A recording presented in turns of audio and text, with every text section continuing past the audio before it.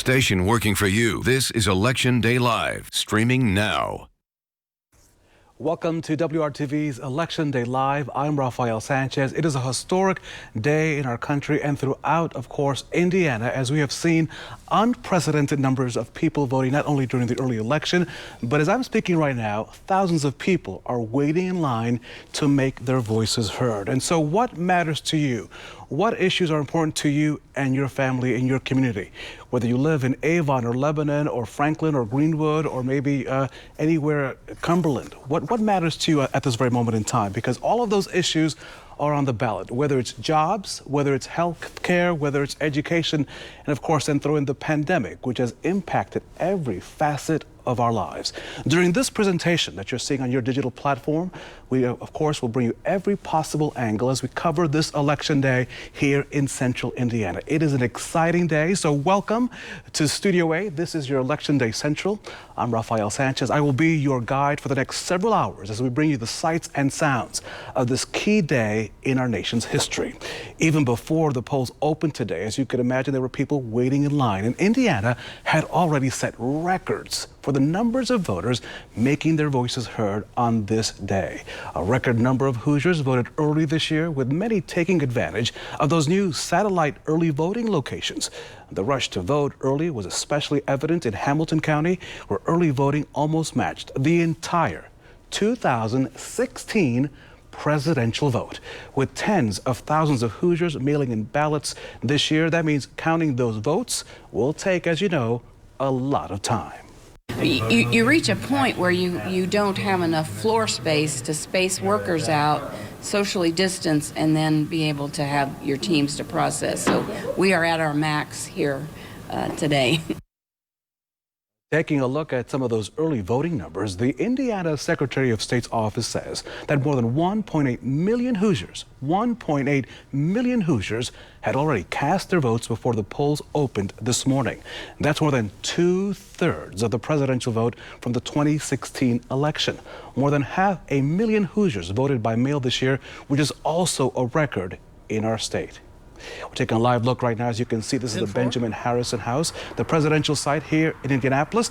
President Harrison was the nation's 23rd president, the only president to date from Indiana. As you can see, the lines here have been steady throughout the day. In fact, our Nicole Griffin was there this morning with people waiting there in line patiently to cast their vote. Our photographer, Shay Goodpaster, joins us live this morning with his live picture. Shay, what are you seeing? And I'm told that you have a special guest with you. In fact, a former iconic WRTV anchor, Dion Willis. Fill us in as we continue our Election Day Live coverage right here on your digital platform. And Dion, hello. Raphael says hello, and what are you up to? Hello, Raphael. I'm here as an election protection volunteer with Common Cause, and I just felt I had to be out doing whatever I could do on Election Day, just like you and the crews are telling the story here in Indianapolis. So we're here to answer questions, solve any problems, help people find out their polling place if they need to go to another one, basically just to let people know phone numbers and any information that they would need to cast their vote today, because it is such an important election, the most important election of our lives. There's about 220 people who voted so far, and the line is really long, and we're excited to be here. Any other questions, Raphael, for Dion before she keeps on working? I do. Well, no, I don't want her to go away just yet. Can you ask Dion? She has covered news in Indianapolis for decades. Can she give us her perspective on this day? Raphael wants to know if you can fill in WRTV viewers. You have much experience over the years covering elections. What is this day like in perspective to what you've seen in your career? Oh, this is so much quieter than covering elections, as you well know. It's I'm on the periphery, I'm on the sidelines, but I felt I had to do something and try to make a bit of a difference. So it's hectic for you. It'll be long hours today, tomorrow, maybe the next day. And what you're doing is so important, getting out the vote, but letting people know what that vote means and what the vote is here for Indiana. So thank you for all you do.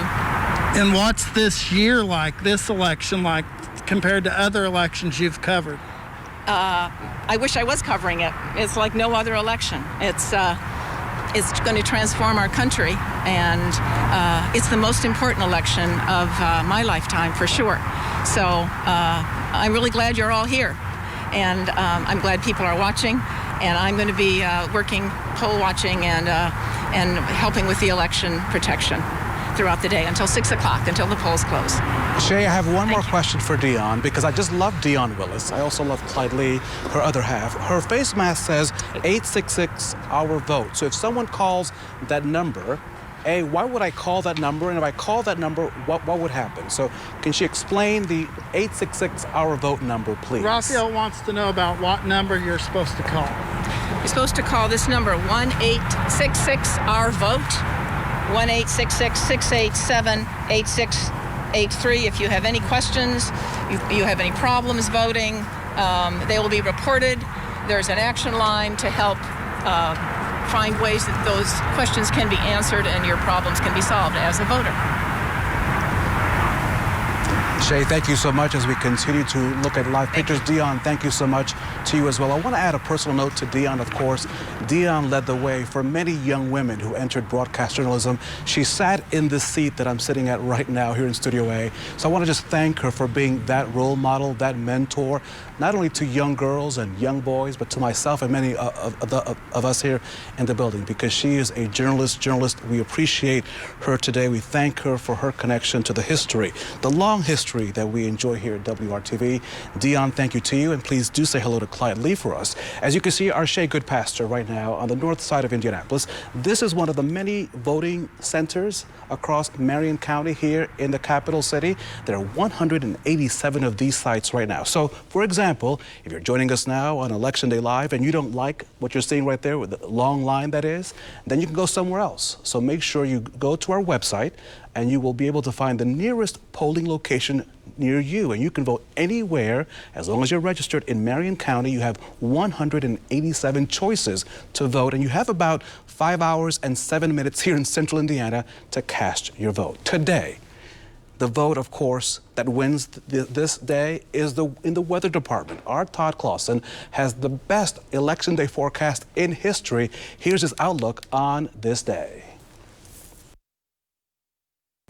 I'm meteorologist Todd Clausen. Happy Election Day. The weather is really going to cooperate on this day with nothing but sunshine in the forecast and temperatures that are going to be at or just even a little bit above normal. On average, right around 62 degrees, with our average high this time of year normally being in the upper 50s. This evening, if you're planning on voting just before the polls close, temperatures will be in the 50s, and then after the polls close, we fall through the 50s into the 40s under a clear sky. But overall, pretty pleasant evening for us.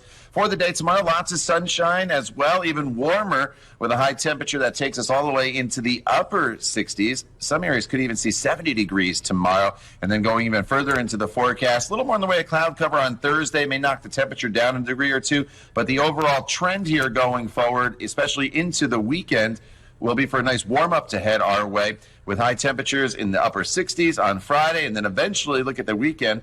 Highs will be in the 70s with plenty of sunshine, so start making those outdoor plans now. I must tell you that Todd Clausen's forecast wins by a landslide. That much we do know on this election day. We wanted to talk to as many voters as we could as to why they're turning out in such strong numbers. So please take a look.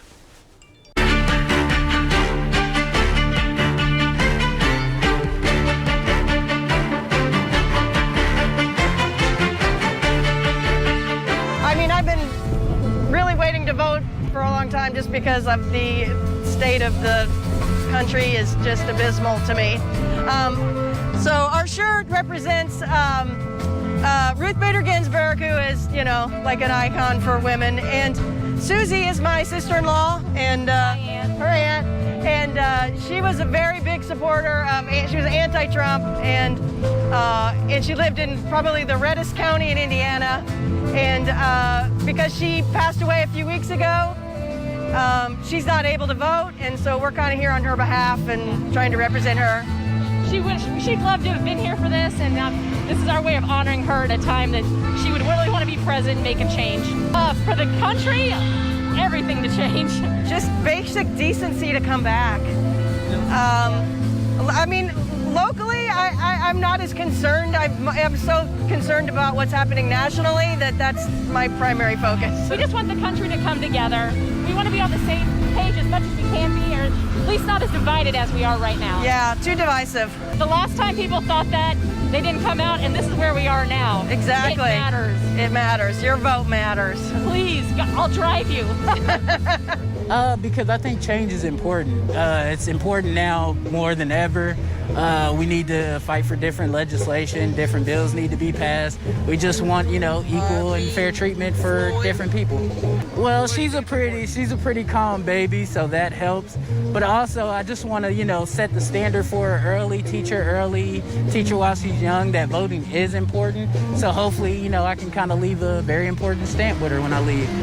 I think it's important for other people to come out here and vote because it just shows that everybody's voice matters. I know it's kind of cliche to say that, and I know that it's cliche to hear sometimes, but every vote does matter. And if we don't vote, then what are we doing? We can't complain about change not happening if we're not out here to vote. I hope that the turnout is a lot more than it was last time around. I also hope that the votes do show that change works. So I hope that from this comes a lot of bills being passed, a lot of things, a lot of issues that this country has being recognized and showing, hey, our vote matters. We did something about it. We can change the world. We can change how we live, and we can change this country if we all put that effort forward. Can change the world. Our live coverage continues here on Election Day Live. That enthusiasm, Megan Santorum, is just simply electric. It is great to see people out and about voting. Our Megan Santorum joins us live this afternoon right now from the Allisonville Christian Church. Megan, good afternoon to you. Good afternoon. Things are going smoothly here on the north side. We're at Allisonville Christian Church, and the line has died down. I mean, people are looking at probably 10 minutes or less at this point. You can see just a handful of people in line. It's moving around. No issues reported. However, we're hearing that this morning there was a much bigger crowd. I think a lot of people kind of came out first thing in the morning to try and get it done right away to start the day off with. We've been talking with one of the voter protection volunteers over here. He said, you've been out here I got here a little before 6 because I figured, well, typical election, if you get here at 6, you're okay. I got here. I had to park on this Allisonville Road. There was no spaces. And cars are running all the way from about 75th Street all the way to 79th Street on either side. The line started at Allisonville Road and then snaked around behind the back of this church, which has a little open grassy area, and came around here. And you said overall people were waiting maybe 2 hours earlier? 2 to 3 hours earlier, earlier. It died down about an hour ago or two, and now it's like what you see, which was what we were hoping for. Yeah. So it's good. Great. Everybody's been fine. No troubles.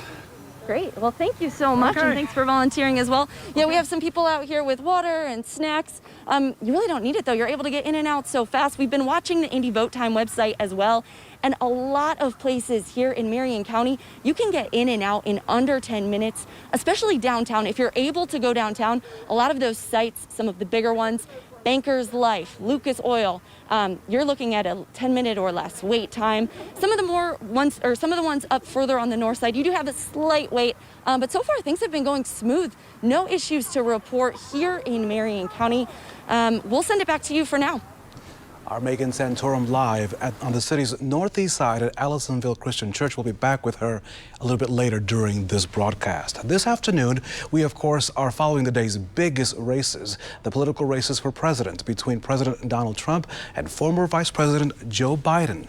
Republican Governor Eric Holcomb is also now seeking re-election, a second term. His challengers include Democratic candidate Dr. Woody Myers and the Libertarian Donald Rainwater. For Attorney General, former Republican Congressman Todd Rokita is running to replace Curtis Hill, who Rokita beat in this summer's Republican caucus. He's running against a Democratic opponent and former Evansville Mayor Jonathan Winesapple. We'll see what happens in those key races. But the big one as well is in the 5th congressional seat.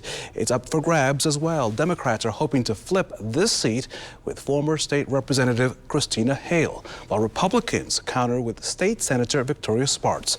Libertarian Ken Tucker is also on the ballot. The 5th district seat is open with the retirement of Congresswoman Susan Brooks. It'll be a long night, and of course here at Election Day Live and WRTV, we'll be watching those results as they come in. Don't forget the polls close now in 5 hours here in Central Indiana.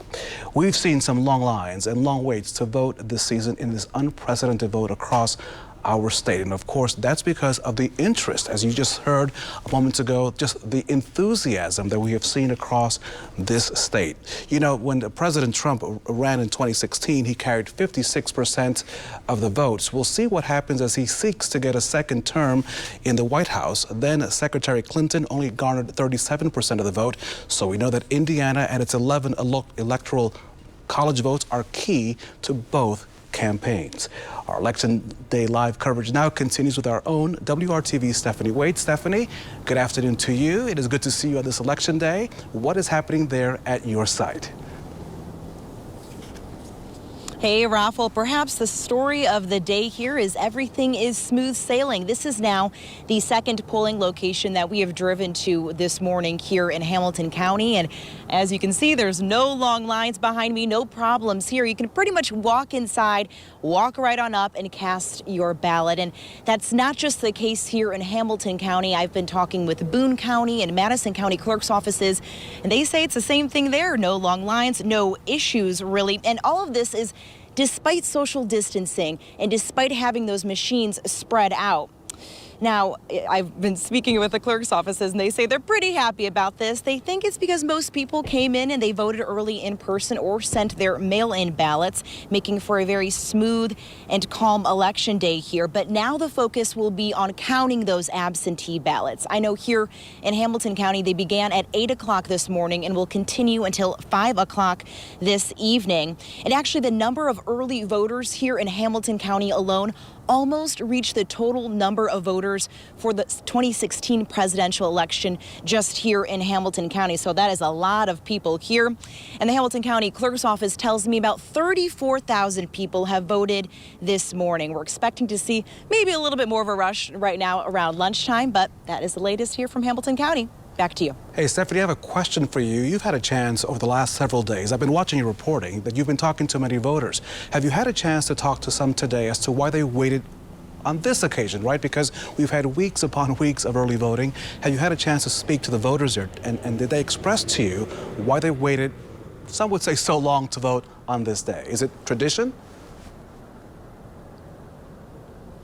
You know, we've seen actually more of the younger voters here, so I don't know if that had anything to do with wanting to vote for the first time, maybe here on Election Day. But again, the lines have been very small and pretty quick and brisk moving here. So people have been in and out. We haven't really heard much as to why they might have chosen to do early voting instead of today. But again, kind of just the younger people we've seen here this morning, and they're in and out pretty quickly. I would say please join Stephanie Wade right now. She is by herself. She wants to see a couple more thousand of you come out and voting. She will welcome you. Look at her. She's pleasant. She'll give you all the full details. There's nobody here. Right? She's nobody there. Just her, and I can see she could pray with you if you'd like. I'm kidding about that, Stephanie. But nonetheless, please go out and join her. Vote today. 187 vote centers in Marion County. Again, you have 5 hours to vote in Central Indiana.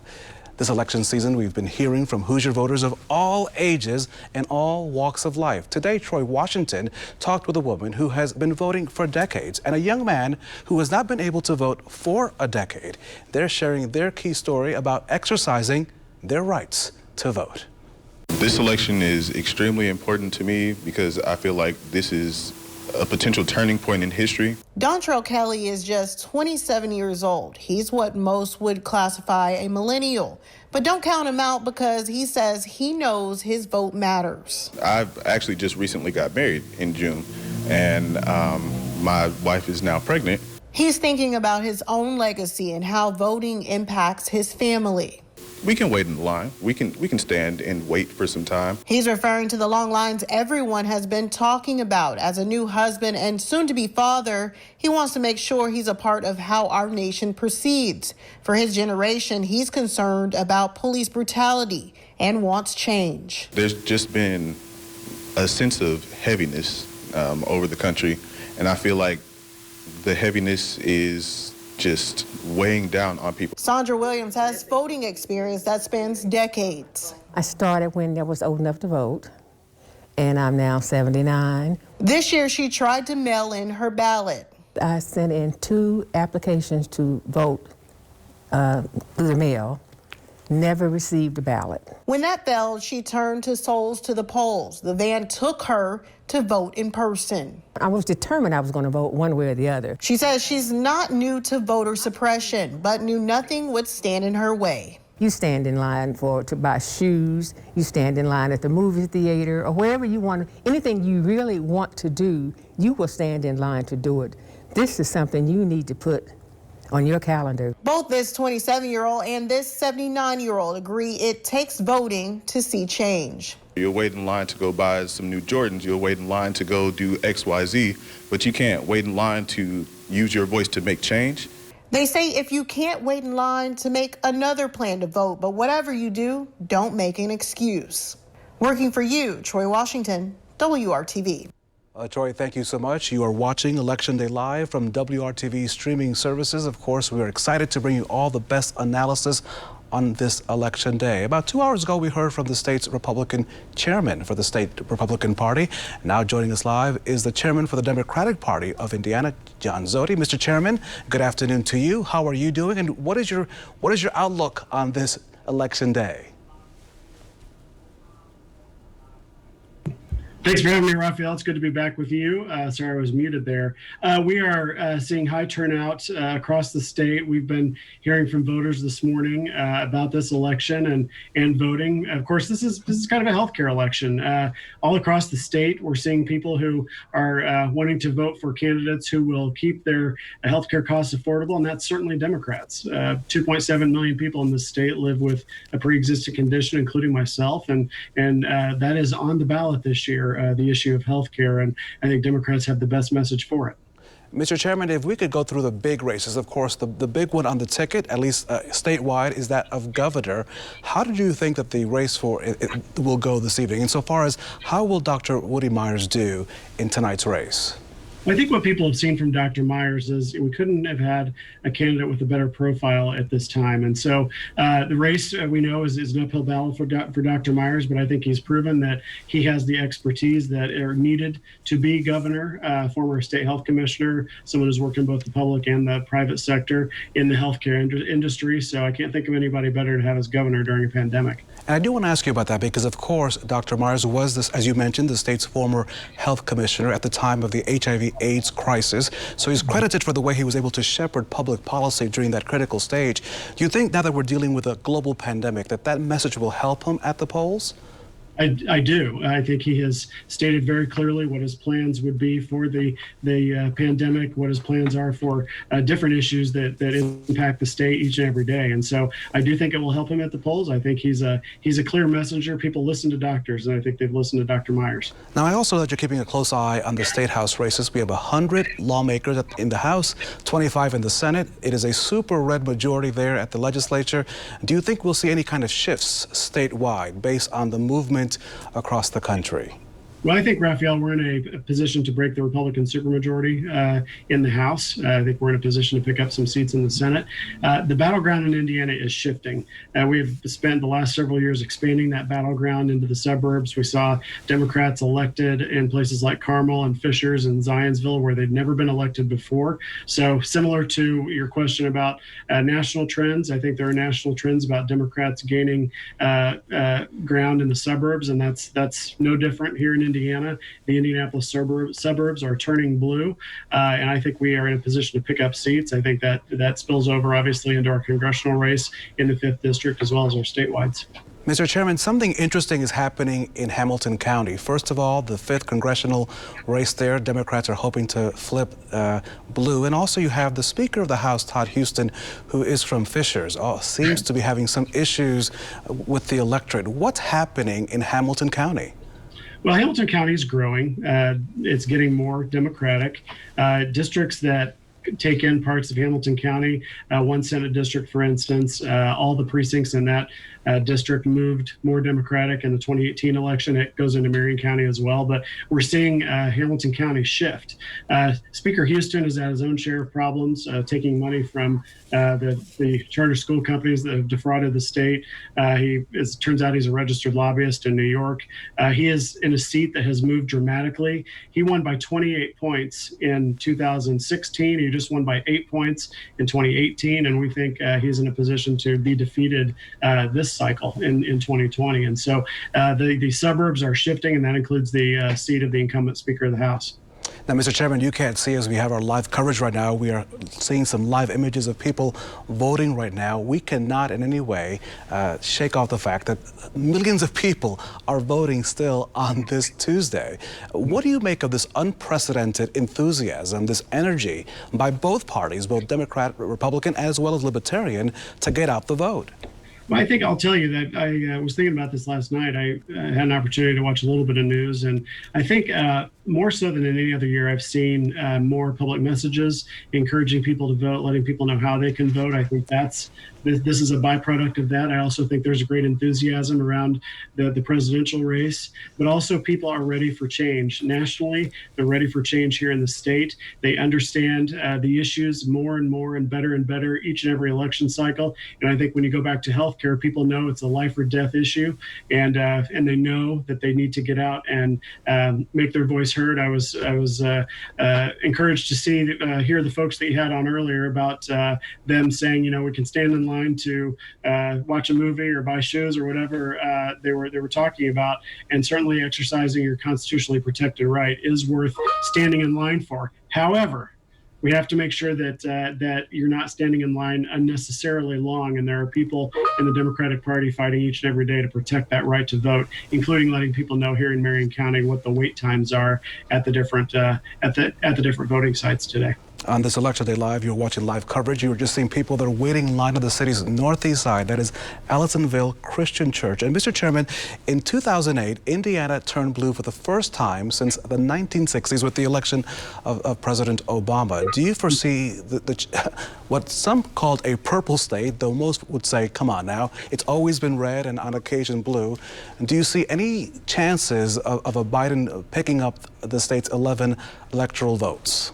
Well, I think the president won the state by almost 20 points in 2016. I don't look for him to come anywhere close to that margin this time around. It's a tough state to win if you're the Democratic nominee for president, but we've had people on the ground for months and months working for Joe Biden and Kamala Harris, and I think they are working today. I know they're working today, protecting voters and making calls, and so I think we're going to see a good finish here by Joe Biden and Kamala Harris. John Zodi, chairman of the Indiana Democratic Party, I want to thank you for spending some time with us here, of course, on Election Day Live. And Chairman Zodi, I also want to thank you, as I did with Chairman Hupfer. I want to thank you for your public service, because I know that beyond being just a state chairman, you are involved in a number of other things. So thank you again for your public service to the state, and best of luck to you and your team today as the countdown is on. Just less than 5 hours to go before the polls close here in Indiana. Mr. Zodi, best of luck to you. All right, Raphael, thank you. Appreciate it. Thank you so much indeed. As you can see, as he was talking, we're seeing those live images from the city's northeast side. Hoosiers are still voting, and that is a great sight to see on this election day. So ballot delays, as some voters here in Marion County say, they've been waiting for more than a month to receive their absentee ballots so that they can vote by mail. They reached out to WRTV Investigates for answers. WRTV Investigates Kara Kenny looked into what could be causing those delays. The Postal Service recommends you allow yourself 2 weeks to receive your absentee ballot and another 2 weeks to return your ballot. However, some voters in central Indiana feel like they're running out of time. Ellen Hodge checks the mailbox every day looking for her absentee ballot to arrive. So it's just kind of scary not knowing if our vote is going to count. In Indiana, you can vote absentee by mail for specific reasons like having to work or health issues. And I'm immunosuppressed. So being in a long line with a lot of people is not the ideal way for me to vote. Records show Marion County mailed Ellen and her husband their ballots on September 19th, more than a month ago. The clock is ticking, so even if we got it, would we really have enough time for it to get back, seeing as how it took so long to get here? They're getting worried because absentee ballots must be received by noon on Election Day to count. The reason for calling you all is we don't know how many other people are in this same situation. Linda Stegner in Speedway is in the same situation. The absentee ballot has not arrived. I've contacted them 6 times. And when all else fails, you call Channel 6. Linda and her husband requested ballots the last week of September. Her husband got his and already voted by mail. And right now, it seems like I'm pretty much being denied my right to vote this year. WRTV Investigates checked with the Marion County Clerk's office, who told us Linda's ballot was mailed out on October 1st. We reached out to the U.S. Postal Service, who told us the Greater Indiana District is not aware of any widespread delays and is processing all ballots for delivery as they are provided. And the Postal Service says it has also expanded processing procedures, extra transportation, extra delivery and collection trips, and overtime to ensure that election mail reaches its intended destination in a timely manner. It's unclear how many absentee ballots are lost. But in Marion County, of the 91,000 ballots mailed out, 39,000 have not been returned. Statewide numbers show of the 530,000 ballots mailed out, 160,000 have not been returned. That could mean the voter never received it, it's still in the mail, the voter received it and didn't mail it back, or the county has the ballot and it just hasn't been scanned into the system yet. So what can you do if you haven't received yours like Linda, Ellen, and Mike? You can vote in person during early voting or on Election Day. Poll workers should give you an affidavit to sign. You can also send an ABS 5 form to the election board to have your ballot reissued. Still, the delays are leaving voters with concerns and questions as November 3rd nears. Oh, I will, because I want my vote to count. And if my candidate loses by 1 vote, I don't want it to be my vote. If you haven't received your absentee ballot, you can go to our website, WRTV.com, and our app for resources on what you can do. Working for you, Kara Kenny, WRTV. Kara Kenny is simply the best with WRTV Investigates. But listen, if you still have that absentee ballot in your possession right now, you must drive it down to your county board of elections. So don't put that in the mail because it won't be counted today. So in Indiana, if you still have that absentee ballot, take it down to your county clerk so that it can be counted this evening. You know, making a plan to vote safely has been tougher for many this year because of this pandemic. But many voters with disabilities are used to thinking ahead all the time. WRTV's Cornelius Hawker spoke to 2 voters who say more work still needs to be done to make sure that all registered voters can comfortably cast their ballot. Jeremy Warner is one of the more than 130,000 people who voted early in Marion County. Voting has been a really important thing always in my life, but as a result of this, I've made it a point to vote in every election. An amputee for 15 years after a bad car accident, Jeremy has learned to live in a world that doesn't always accommodate those with disabilities despite protections that are in place. When Jeremy went to vote, he and his family got to the back of the line, but soon after, others in line allowed him, his wife, and stepson to get toward the front. It was really amazing to feel that support from other people in line who were saying, you need to go up to the building, you need to go around the line and go ahead and go in. While he's thankful for the kindness of strangers, he wishes there had been clearer directions for those with disabilities at the voting site. The more that we accommodate our world for people with disabilities, the more that we also open doors for everybody else. Without the assistance of my family, who had a bit more knowledge on the subject, I don't know how on earth I would have done it. Var Brindleson is talking about his first time voting. He has arthrogryposis, which impacts the use of his arms. He's unable to use voting machines without help. Although he voted absentee this year, he tells me it's important all polling places make sure they can serve everyone, no matter their physical abilities. Having what I would say is, more accessible voting stations, so that if you do want to vote in person, even in a time like this, you have that option to, and possibly even having dedicated staff that are there to assist you. We can achieve the same goals, the goal of voting, the goal of having a voice in our government, through accommodations that allow us to exercise those rights in a different way. Working for you, Cornelius Hawker, WRTV. Cornelius, thank you so much. Americans with disabilities are a big voting bloc this year because of concerns, as you can imagine, over health care, specifically pre-existing conditions and COVID-19. An Easter Seal survey says that 91% of eligible voters who have a disability plan to vote this year. It was former President Abraham Lincoln, our 16th president, who said that elections belong to the people, and today the people are voting. As you can see, as we continue our live Election Day coverage here on WRTV and our streaming services, our Megan Santorum is live on the city's northeast side with many, many people, Megan, who are expressing their rights to vote today. Yeah, that's right. Good afternoon. We are here at Allisonville Christian Church. Things are going smooth here. I will say the line has probably doubled within the last 20 or 30 minutes, but we're still only looking at 40 or so people. So people are still getting in and out pretty quickly here. I'd say in under 15 minutes. We were talking to some voters a couple minutes ago and just asking them, why today? Why did you vote on Election Day? We know we saw record numbers at the polls, record number of people voted absentee, both in person and by mail. And, I spoke with one woman and she said she tried to vote early. She waited in line for about 45 minutes.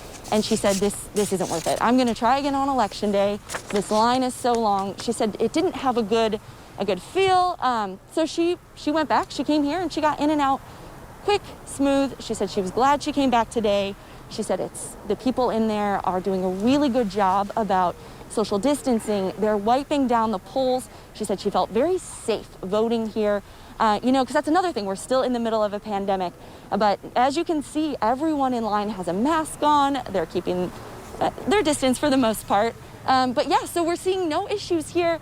A little bit of a line, but still nothing like what we saw for those early vote centers earlier this week and in the prior weeks before that. But yeah, so far here in Marion County, no issues to report, and overall a lot of sites with short lines, quick wait times. You can get in and out pretty fast. Send it back to you. So, Megan, we should take people behind the scenes, right? During a normal election, right? If this were 2016, you and I, if we were out and about in the field, we would be talking to all the voters who'd want to be on television. But because of this pandemic, we must keep our distance. So just give me an idea of how your job has changed, right? Because normally I would be asking you, hey, talk to the lady over there or to the guy over there. We just can't just approach people. We have to remain 6 feet apart. We're trying to give people not only their privacy, but also make sure that they're healthy. Yeah, you just said it. I mean, we are still in the middle of a pandemic, so this is a very unique election for many reasons, but obviously that one as well. I mean, we have a stick sometimes that we put on this microphone that allows us to stay 6 feet apart and get the microphone closer to people.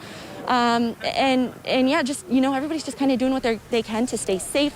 Obviously wearing masks at all times and just keeping that safe distance. Megan Santorum live for us this afternoon from the city's northeast side at the Allisonville Christian Church, getting the job done, pandemic or not. We thank you so much for your reporting. One of my favorite people is Mary Beth Schneider. She's the former State House reporter with the Indianapolis Star.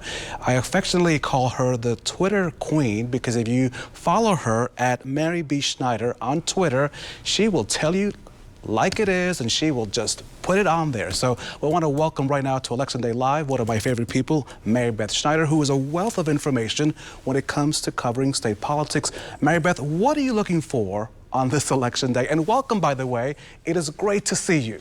Thank you. It's really great to talk to you, Raphael. In Indiana, obviously the governor's race is important, but I think that the 5th Congressional District and what's happening in some of the Hamilton County legislative districts is going to be what is probably the cliffhangers of the night. So what are you looking for? Because you've covered many of these congressional seats before, the governor's race. Do you look for the trends coming in? Of course, we won't know votes for a while, but what are the key signs that you've been looking at over the last several weeks? You know, it's really that whole area is really interesting, and it started to trend a little bit more Democratic when Obama ran. He did pretty well up in those areas. And in the last elections, especially in the last city elections, we saw some real trends of, especially the northern parts of Marion County that once were pretty solidly Republican were definitely not anymore. And so I think you'll be looking for the early returns from the north part of this county.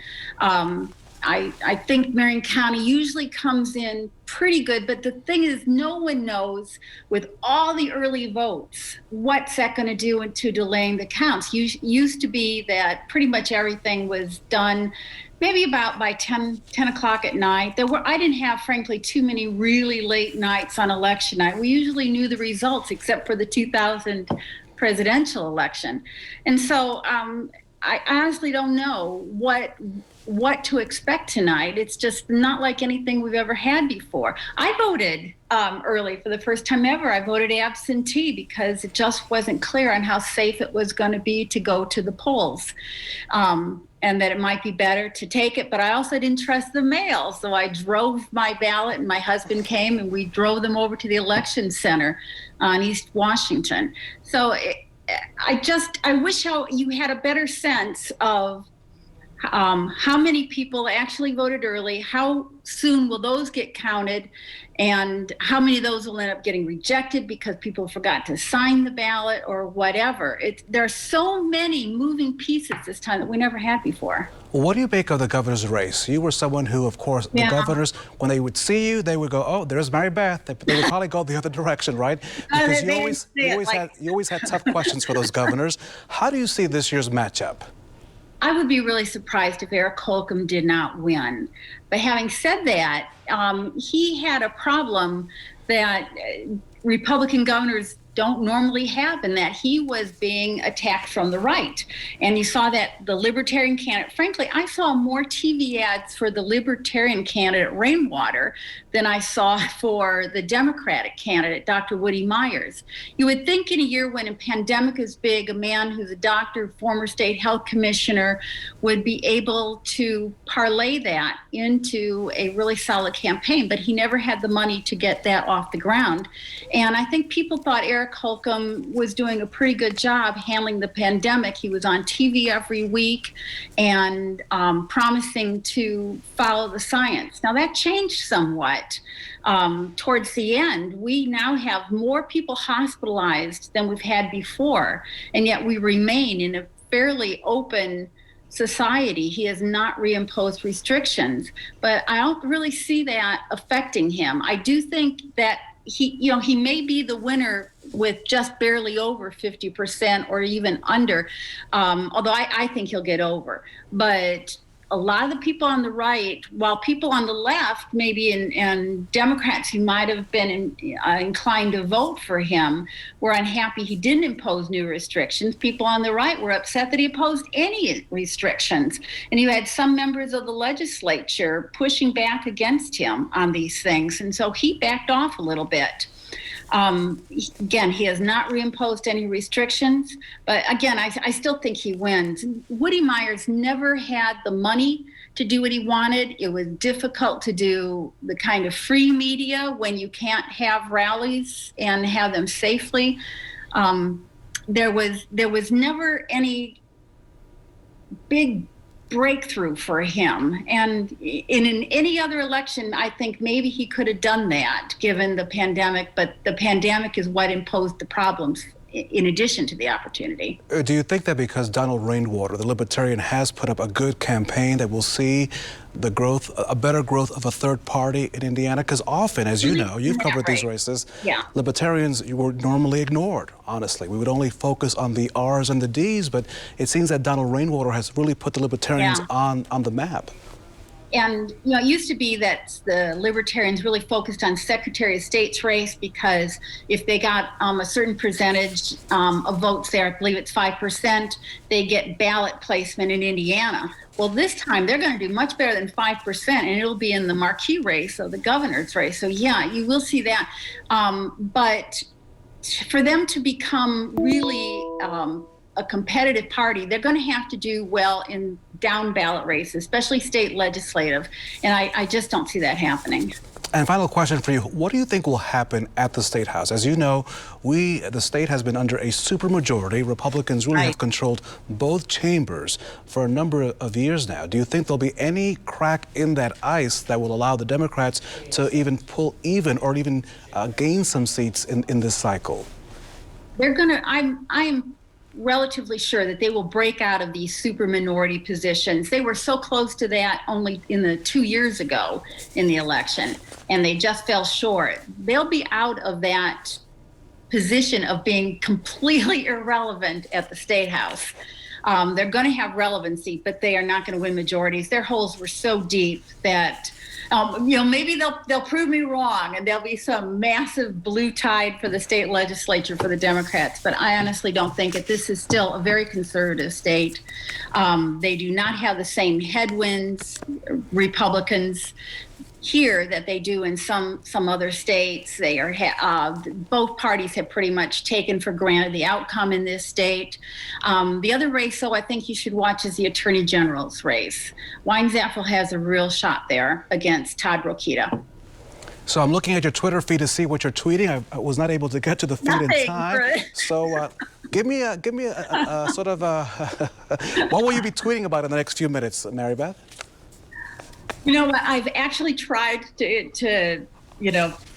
take a small break from it, because right now all you're seeing on Twitter are people who just don't know, and they're speculating. So actually on Twitter, I've been more interested looking for problems with votings anywhere.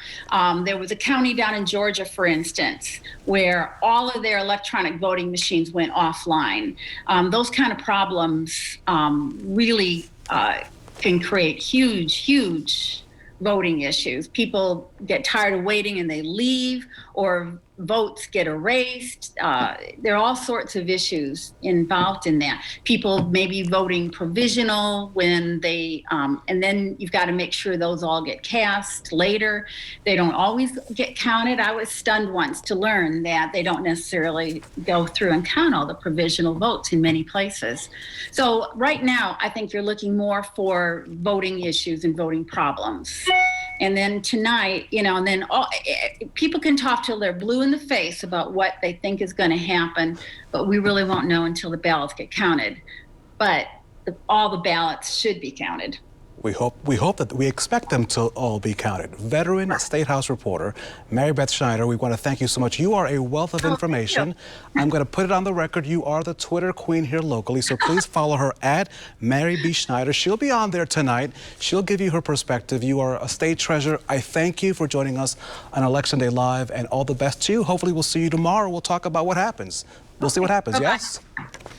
Thank you, Mary Beth. We appreciate you. Election Day Live coverage continues here on all of our platforms here at WRTV. And we're going to bring you everything that we can from every corner of the state, talk to as many people as possible to put this election in perspective. This is really all about you. The issues that matter to you, whether it's healthcare, jobs, the economy, the pandemic, which has touched all of our lives. Our goal today and for the next several hours is to just put this all into that good perspective so that as you head into the results hour, you will have a better idea of what's happening and how these changes will impact you and your family. Our coverage now continues with WRTV's Stephanie Wade. She is live in Hamilton County, and hopefully, Stephanie, I've sent a couple hundred people your way because we want to make sure that people are voting, and the polls will close in about 4 hours and 30 minutes or so. So, Stephanie, you're live. Well, Ralph, if you did send them, they're not here yet. Just to let everyone know, we are here at Hope Church in Carmel.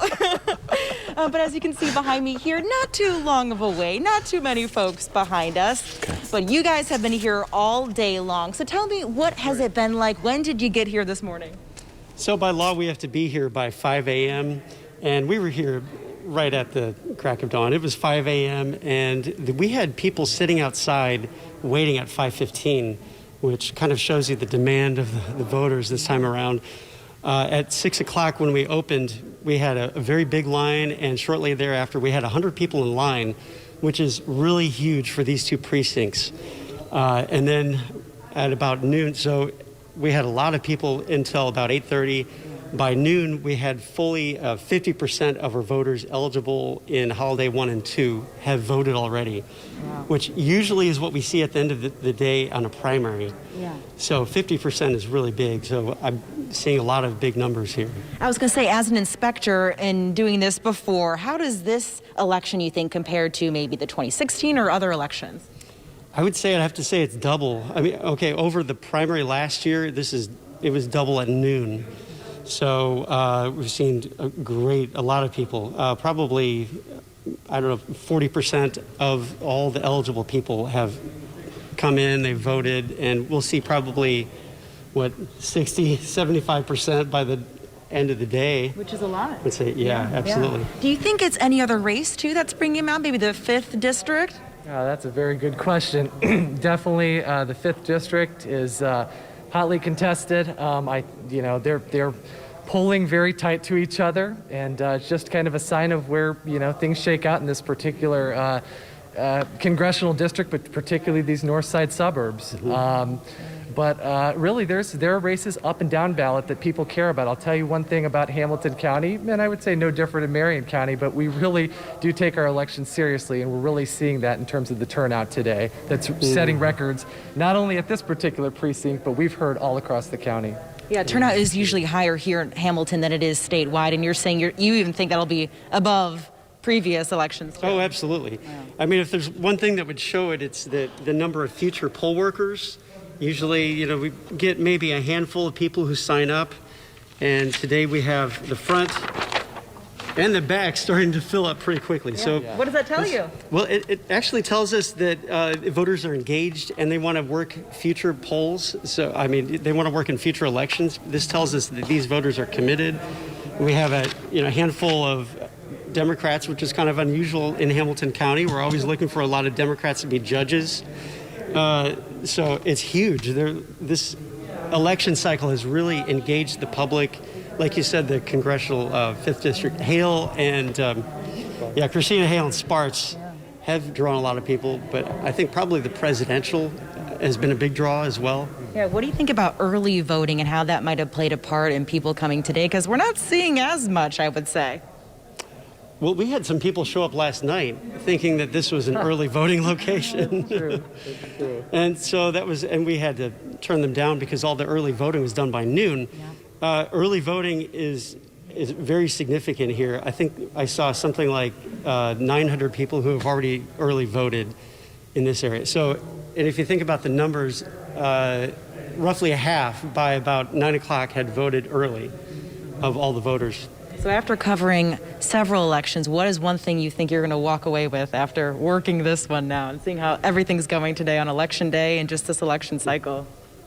Well, I would just say that we give a lot of credit really to the county elections office and the clerk's office because, we are voting in the most extraordinary of times and a lot of different constraints and pressures, to make this thing work and functional, particularly because people are so passionate about voting and people are coming out in droves. They did for early voting, and we're getting a good crowd today. But just equipping, us with the resources in order to run an efficient election and to make us feel protected and safe at the same time. Absolutely. We all bear some responsibility for doing that ourselves, obviously, but the county has done a good job preparing us, giving us not only the equipment, but the materials and the knowledge to be able to pull this off, and we think we're doing well, right, Mark? Yeah, absolutely, yeah. I mean, we had a huge box of PPE, sanitizer, masks, everything. The only one thing I would bring next time is a lot more painter's tape to draw arrows on the ground. To direct people. To direct people in, because we had a line way out to the parking lot, some people in short sleeves. So we had to redirect them in and snake the line even through the sanctuary to get everyone in. Yeah, well, and that's what's so great too, that despite, social distancing, despite having to spread all the machines out, things seem to be going smooth here today. Very smooth. Absolutely. Here at Hope Church. Yes, Yeah. absolutely. Awesome. Well, thank you guys so much for joining me. Thanks, Stephanie. I appreciate it. We will be here in Hamilton County. Maybe we'll bounce around a little bit. But again, just if you want to take another look here at Hope Church, this is what we're seeing. As I've been saying, everything going pretty smooth, Ralph. There's no line. Stephanie, thank you so much. I will go ahead and tweet and let folks know that you are there to greet them at that voting location in Hamilton County. I want to clarify something. Of course, we are live on Election Day Live and all of our digital platforms, and want to make sure that we give the correct information. Sometimes when we are speaking live, sometimes we think we say something and it didn't sound the correct way, so here is the correct thing. If you're currently holding an absentee ballot, you can't put it in the mail, obviously, and you just can't drop it off at your county election office. If you still have that election ballot still, take it with you, but you're going to have to vote in person, right? So if you still have that absentee ballot, you're going to have to vote in person because your absentee ballot will not be accepted. That was a noon deadline. So want to make sure we're clear about that. Want to make sure that your vote is counted today. So make sure that if you have that absentee, go vote. You still have plenty of time here in central Indiana. Let's make sure your vote is counted on this day. We have another just interesting conversation to have this afternoon with Professor Laura Wilson. She joins us live. She's an assistant professor of political science at the University of Indianapolis. Go Greyhounds. Professor, good afternoon and welcome to Election Day Live. Good afternoon. Thank you for having me. What is your perspective as we have seen more than 1.8 million with an M people vote early, either by absentee or in person? Well, this is incredible. Certainly as a political science professor, and I will say a lover of democracy, it's great to see high voting turnout. It also indicates to us that people are very enthusiastic about this election. I think whether or not you are angry or you're excited, out of fear or joy, whatever it might be, voters really have taken to the polls this year, and we expect to see great numbers as poll returns come out this evening. Professor, you have a number of specialties, and as you're talking, I just want you to know that there's another image that we're seeing. That's people voting right now on the city's northeast side here in Indianapolis at Allisonville Christian Church. So we want to encourage people to continue to head out to the more than 187 polling sites in Marion County and throughout central Indiana, and please vote. So we'll keep talking, and we want you to head out there and vote. Professor, you have a number of specialties, among them social justice and looking at gender. I want to break those down just a little bit. And during this year, of course, of this pandemic, it was also a year of protest as people were demanding social justice. How much of that do you believe is driving people to vote today? I think this is an issue that really is important, particularly to younger voters. For these voters, they see the issues in terms of social justice as being paramount, not just from a specific policy, but how it's influential in everything else in their lives. And they see this as being really influential in their votes, certainly. I think when you consider everything that happened this year, no doubt 2020 is a year of remarkable historic proportions, but certainly these are issues that are going to influence voters. And again, that younger generation, with everything going on, they see social justice as being connected to it all and one of their key motivators to turn out to the polls. Professor, as people obviously demand social justice, we know that justice on occasion does not move as quickly as people would want it to occur. So what should be the expectation, right? People are maybe rushing to the polls. They want to be heard on the issue of social justice, racial equity, but sometimes those systems, right, take a while to change. Absolutely. Policy does take a while, but good policy should. We don't just want to rush something through and hurry it in the process, and we may not get everything correct. We may not be taking everything into consideration. We may not have everyone's voice heard. Particularly with social justice issues, there's a lot of different parameters, a lot of different perspectives that need to be considered. I think people get excited about something, and a lot of times they do want to see, as you said, that swift, immediate overhaul. But we do have to trust the institutions and the process, and that's a large part of why voting matters so much. Things take time, but good things, of course, and change is certainly worth it. And sometimes people really focus on the presidential race and believe, well, if I elect this president, then all the problems will be solved tomorrow. But what do you tell people also about voting at the state and local level, right? Because many policies also can be changed or can be impacted depending on who you vote on the state and local level. Of course. And, I love state and local government because it's the closest to us. In many ways, it's what impacts us on a daily basis. And yet, ironically, most of the time people think of government and they think of the president, Congress, and the Supreme Court. It's important to understand that with federalism, with the different branches of government, the levels of government, we have a lot of government in this country. But there are a lot of different policies made at every level. I think it's important for people to be educated, to understand what's going on, not just, of course, in the country, but in their state, in their city, in their community. And also being able to follow these kind of policies and understand what's going to impact them. Of course, when we look at this election cycle, it's a presidential election year, and people get really excited about Donald Trump and Joe Biden. There are a number of other important candidates and important races that will be decided tonight, too. And those are things we want to make sure we pay attention to. You are watching Election Day live coverage here on WRTV. Joining us for our conversation is Professor Laura Wilson. She's an assistant professor of political science at the University of Indianapolis. The issue of gender, Professor, there's been much to be said about the suburban woman vote, and that women really will be driving this election. We'll have to see what those numbers bear out, but obviously, I believe, it's my opinion, that women rule the world, so I'm not too worried about any of that as a married man. But that being said, how much will we see the suburban woman vote in this election process? It's going to be big. In particular, we talk about women. They're a large part of the population, they're 51%, and they actually outvote men. So in terms of proportion to the population and the electorate, they're a larger part of the electorate. So no doubt they're very influential. We've talked a lot about the soccer mom over time, and particularly that suburban woman voter, how she can be swayed to one side or another, and she'll be really influential in the election because that's a large part, just number-wise, in terms of the electorate, which way that woman goes in terms of voting can oftentimes determine the outcome of the election itself.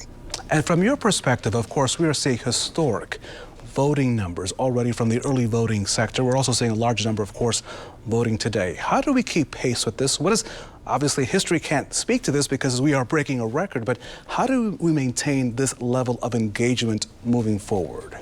Well, first of all, I love that optimism. I hope we can. I think part of it is being educated and then also understanding the process itself. What I'm really hoping today is that even people waiting in the long lines, they go through the process, they get the sticker, they were able to cast their ballot, and they see the change that occurs. Maybe not all of your candidates will ultimately win the election, but you'll be able to see the process itself and the role that you as a voter played in it.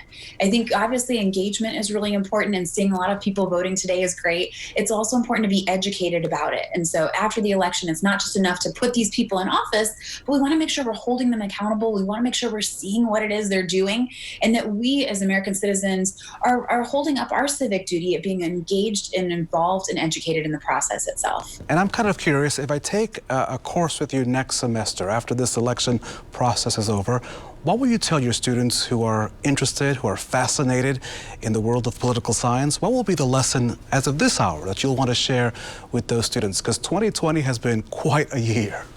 It has been an incredible year. We certainly talk about a number of different things, and not even all just related to politics. But next semester will be really fun to see. We have inaugurations in January, and then people will hit the ground running. So we'll be looking at what those campaign promises were, what candidates told us, all summer and fall, and then seeing what they're able to ultimately provide and what they do come spring and summer of next year. Well, Professor, as a political science major myself, I'll be quite interested. Hopefully you'll invite me to come down and listen to that lecture, because I think we'll have a lot to learn from this evening and for of course, the next several months and years ahead. I want to thank Professor Laura Wilson. She's an assistant professor of political science at the University of Indianapolis. We thank you so much, ma'am, for sharing your time with us today on Election Day Live. Thank you so much. Thank you. Have a great day. Thank you. Election Day Live and WRTV, keeping an eye on the race for the White House. Call it an indicator, call it a predictor. For about 107,000 people in Western Indiana, they call it home. For more than a century, Vigo County voters have had a knack for picking the presidential victor. On the western edge of Indiana, I-70 is the high-speed road stretching through Vigo County, the place that seems to also know the road to the White House. For over 100 years, though, there's a good streak of a correlation between how the county votes and how the nation votes. Dr. Matthew Bergbauer is a political science professor at Indiana State University in Terre Haute in Vigo County and an author. When Trump's elected in 2016, Vigo County voted for Trump. And when Barack Obama won in 2008, Vigo County went for Barack Obama. Since the 1890s, Vigo County proves it's got a winning streak, swaying between red and blue in presidential elections and typically selecting the victor. People do like to voice their opinions here on what they want. Daniel Mahan hears the ballot box chatter while he's on the job at this downtown Terre Haute barbershop. There's more people that I feel like has been talking about leaning toward the Democratic side than the Republican side. Me personally, I'm not neither. I'm whoever I feel would benefit me the best is who I would vote for. Any predictions on which way it's going to sway? Oh, it's going to go Republican. Vigo County native Dale Garlock is retired, spending time working on house projects. He knew all about Vigo County's bellwether status and shared the issues he's paying close attention to in this election. Right now, I think there's a lot of talk about health care and also about a financial situation. The trend here of selecting the winning president more than a century strong is an anomaly, since Vigo County's demographics don't completely mirror the nation. Dr. Bergbauer points out, and the Census Department confirms, Vigo County is more white than average when it comes to racial makeup. The income level here is below average, and though the county is home to ISU and a couple of other colleges, the average resident does not have a college-level education, according to Dr. Bergbauer. But the professor highlighted a parallel running between this small Hoosier county and the nation. But there is a thing called party ID. And we know that the nation's been pretty evenly split on party ID for quite a while now. We can pick, a really red county and a really blue county in Indiana. We have Vigo County that's a really evenly split county when it comes to party ID. A county made up of both Republican-leaning rural farmers and Democratic-leaning college students in Terre Haute's urban core. We are in a time of polarizing politics, especially on the national scale, but people here in this county say that here there's at least a willingness to listen to opposing views. I think they like to listen and weigh their options, and everybody pretty much knows what they want to do anyway, but I think they still are open to, what one candidate is offering over another. It seems like people are more voiced in their opinions these days than maybe in the past, and I think that causes some controversy, but I mean, it's also kind of good to be able to hear both sides of the political spectrum too. People like to look at the national economic conditions and then their own pocketbooks and say, hey, should I reward the incumbent party or should I penalize the incumbent party with this next election? Here, often people weigh the issues and how those issues weigh on their bank accounts and livelihoods and vote accordingly, not necessarily in accordance with their party ID. I graduated college spring of last year, this last semester. And of course, I got school loans, so that's a big thing on who would benefit me better on assisting with school loans and stuff, forgiveness, stuff like that. And it's kind of just indicative of how powerful everyone's vote is. It's not really like a state-by-state thing, but it's really like a person-by-person phenomenon. So, in a county with no qualms of switching from red to blue to red again, Dr. Bergbauer has a prediction for this predictor. So will you find, Trump country here? Yes, you will. And I expect Trump to win Vigo County.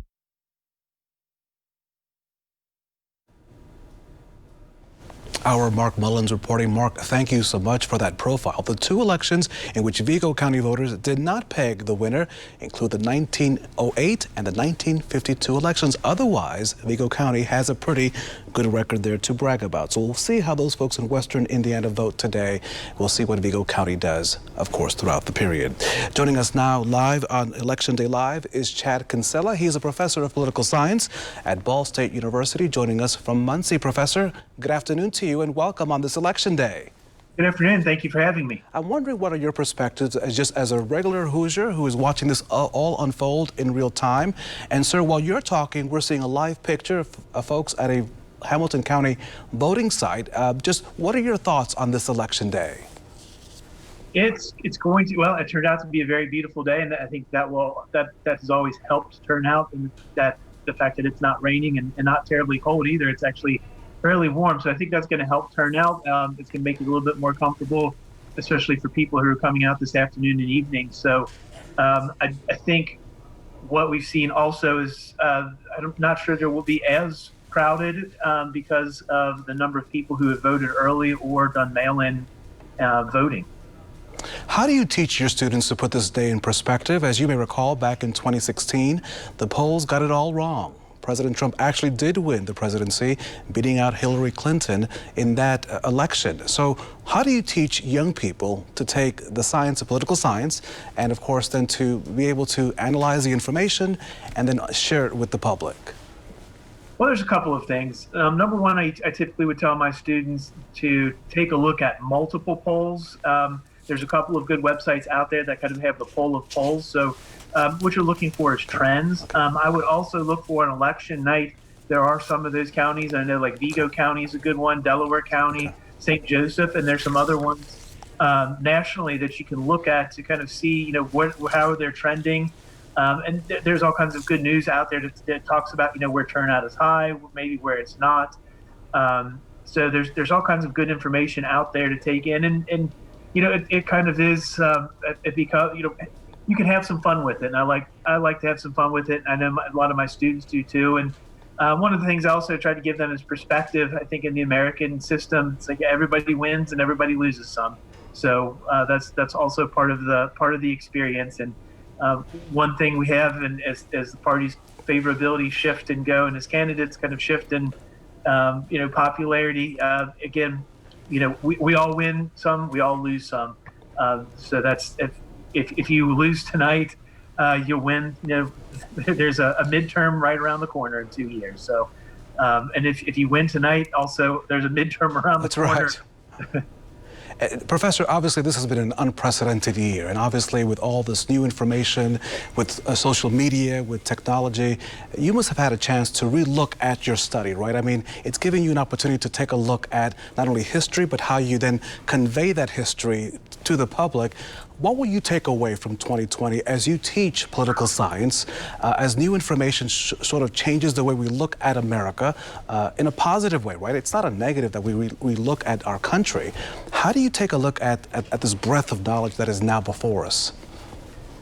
Gosh, there's going to be some really interesting things that come out of 2020. And 2020 has been, I think, a lot of people have jokingly and maybe rightfully said it's kind of been a hard year. And, I think COVID is this incredible thing that we've never really had to deal with before. And I have small children, and they like to ask my parents who are in their 70s, it's like, what happened when this happened before? And they always look at them and say, this has never happened before. So we're kind of covering new ground with all of this. So I think with COVID, it's going to be really interesting to see. I think there's going to be some changes in how people campaign. There might be some better ways to do that they might have found. And then on top of that, I think some of the early voting and maybe some of the mail-in voting, it might be here to stay because of some of the things that we've encountered with COVID. So I think there's going to be some things, and then there might be some other things that we don't even know yet that could come out of this that could change, make some major changes to how we do things. Professor Kinsella, we want to thank you so much for joining us on Election Day Live. We appreciate your insights on this election day. Hopefully you'll come back. I'm sure we'll talk to you after this day as we try to put this day as well into perspective, and we just have to wait for all the results to come in. Chad Kinsella, thank you. Professor of Political Science at Ball State University. Thank you so much for joining us on Election Day Live. Thank you so much. At this moment, we do have some breaking news here on Election Day Live and WRTV across all of our platforms. We are now learning that the candidate for Attorney General, Republican Todd Rokita, has COVID-19. Again, we're just learning through breaking news that Attorney General candidate Republican Todd Rokita has COVID-19. We have no other information. Our crews are working to get more details for you. We should point out that Todd Rokita is in a very highly contested fight for the office of Attorney General. Now that Curtis Hill will not be filling that spot, it is between Todd Rokita, the Republican, and the Democrat Jonathan Winesapple, the former mayor of Evansville. Again, breaking news into the WRTV newsroom, and here on Election Day Live, Todd Rokita, the Republican running for Attorney General, is now dealing with COVID-19. We'll have more information as it develops here on WRTV. We'll have much more, as of course, during this broadcast. In the meantime, people across the state don't seem to mind standing in long lines for hours to make, of course, their voices heard at the polls.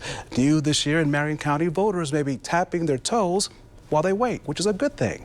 And WRTV's Cameron Riddle shows you how professionals struggling really to make ends meet during this pandemic are finding new audiences among many voters.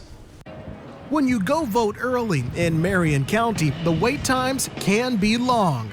But in the shadow of the city-county building is musical relief and live entertainment. Because I have nothing to live for. The venues that we normally sing at, like the Jazz Kitchen, the Chatterbox, we don't know when they're going to open. We don't know when we're going to have the opportunity to do that. So the fact that there are other ways for us to be able to do it is going to be fantastic.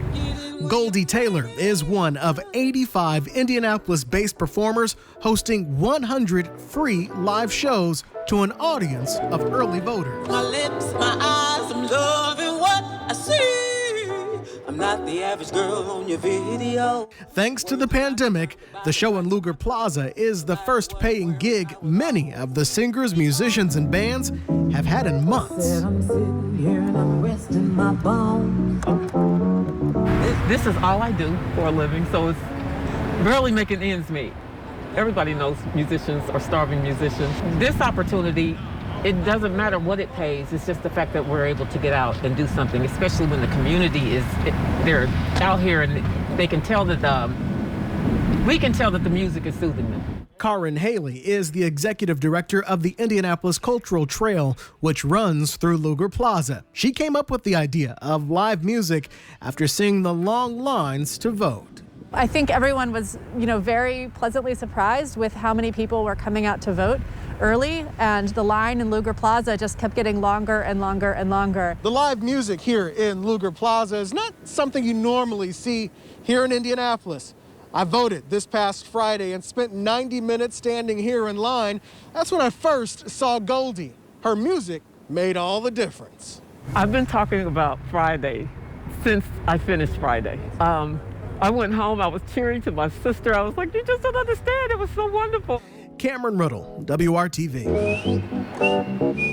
Cameron, thank you so much. It is great to see people making the best during this pandemic. Again, breaking news coming into the WRTV newsroom, and on this Election Day Live, we are now reporting to you that the Attorney General candidate, the Republican Todd Rokita, the former congressman for the 4th District, former Secretary of State running for Attorney General, now has COVID-19. We'll have much more on this developing story, of course, as it comes in. He is in a highly contested race for the office of Attorney General against the Democratic challenger, of course, Jonathan Winesapple, who's the former mayor of Evansville, also a brief gubernatorial candidate.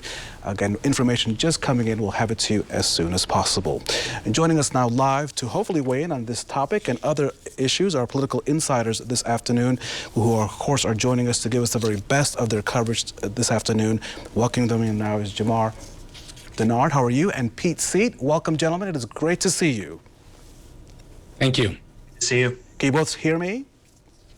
We can. Good. So I want to first apologize for sounding somewhat disheveled, but just getting in the information about Todd Rokita, the state's former Secretary of State. Just, of course, we are thinking of him and his family and all those who are dealing with COVID-19. Obviously, this becomes a personal issue, not only for those of us who know of someone, but of course, this is something that's impacting all of us across the country. Just your thoughts about hearing the news of Todd Rokita now dealing with COVID-19, as are millions of other Americans.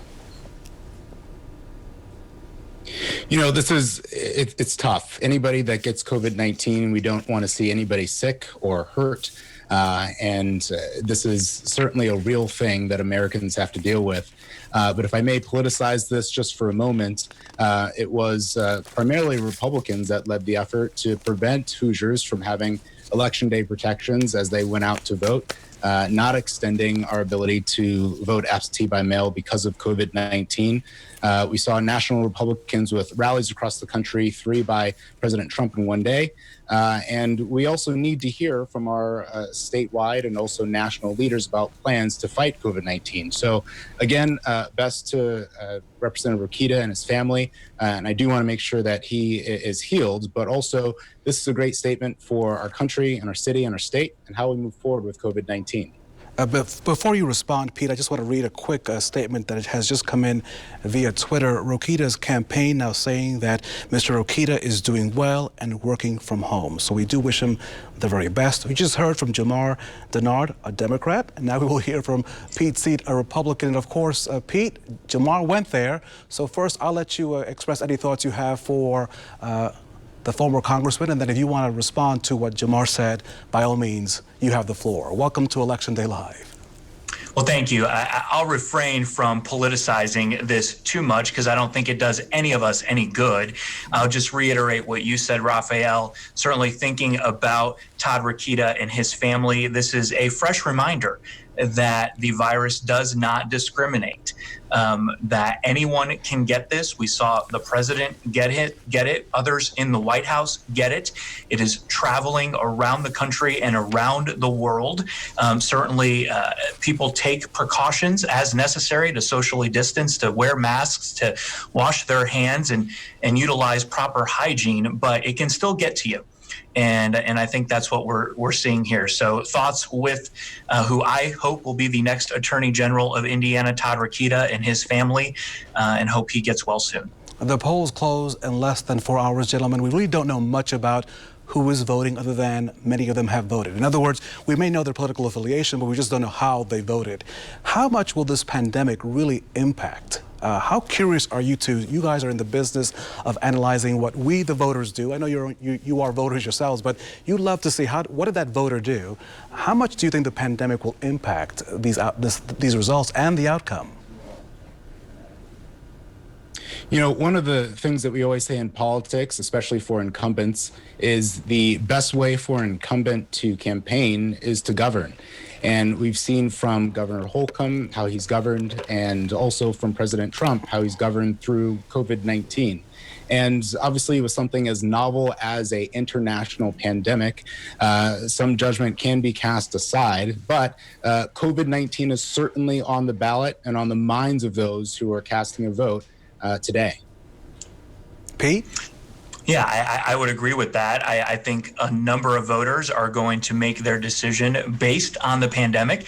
It's somewhat difficult to divorce what we're going through right now, an election, from what is happening in terms of public health and our economy. I think the governor has done an incredible job as it relates to COVID-19, of course, on other issues too, but particularly on this unprecedented pandemic. But it doesn't seem to be suppressing turnout.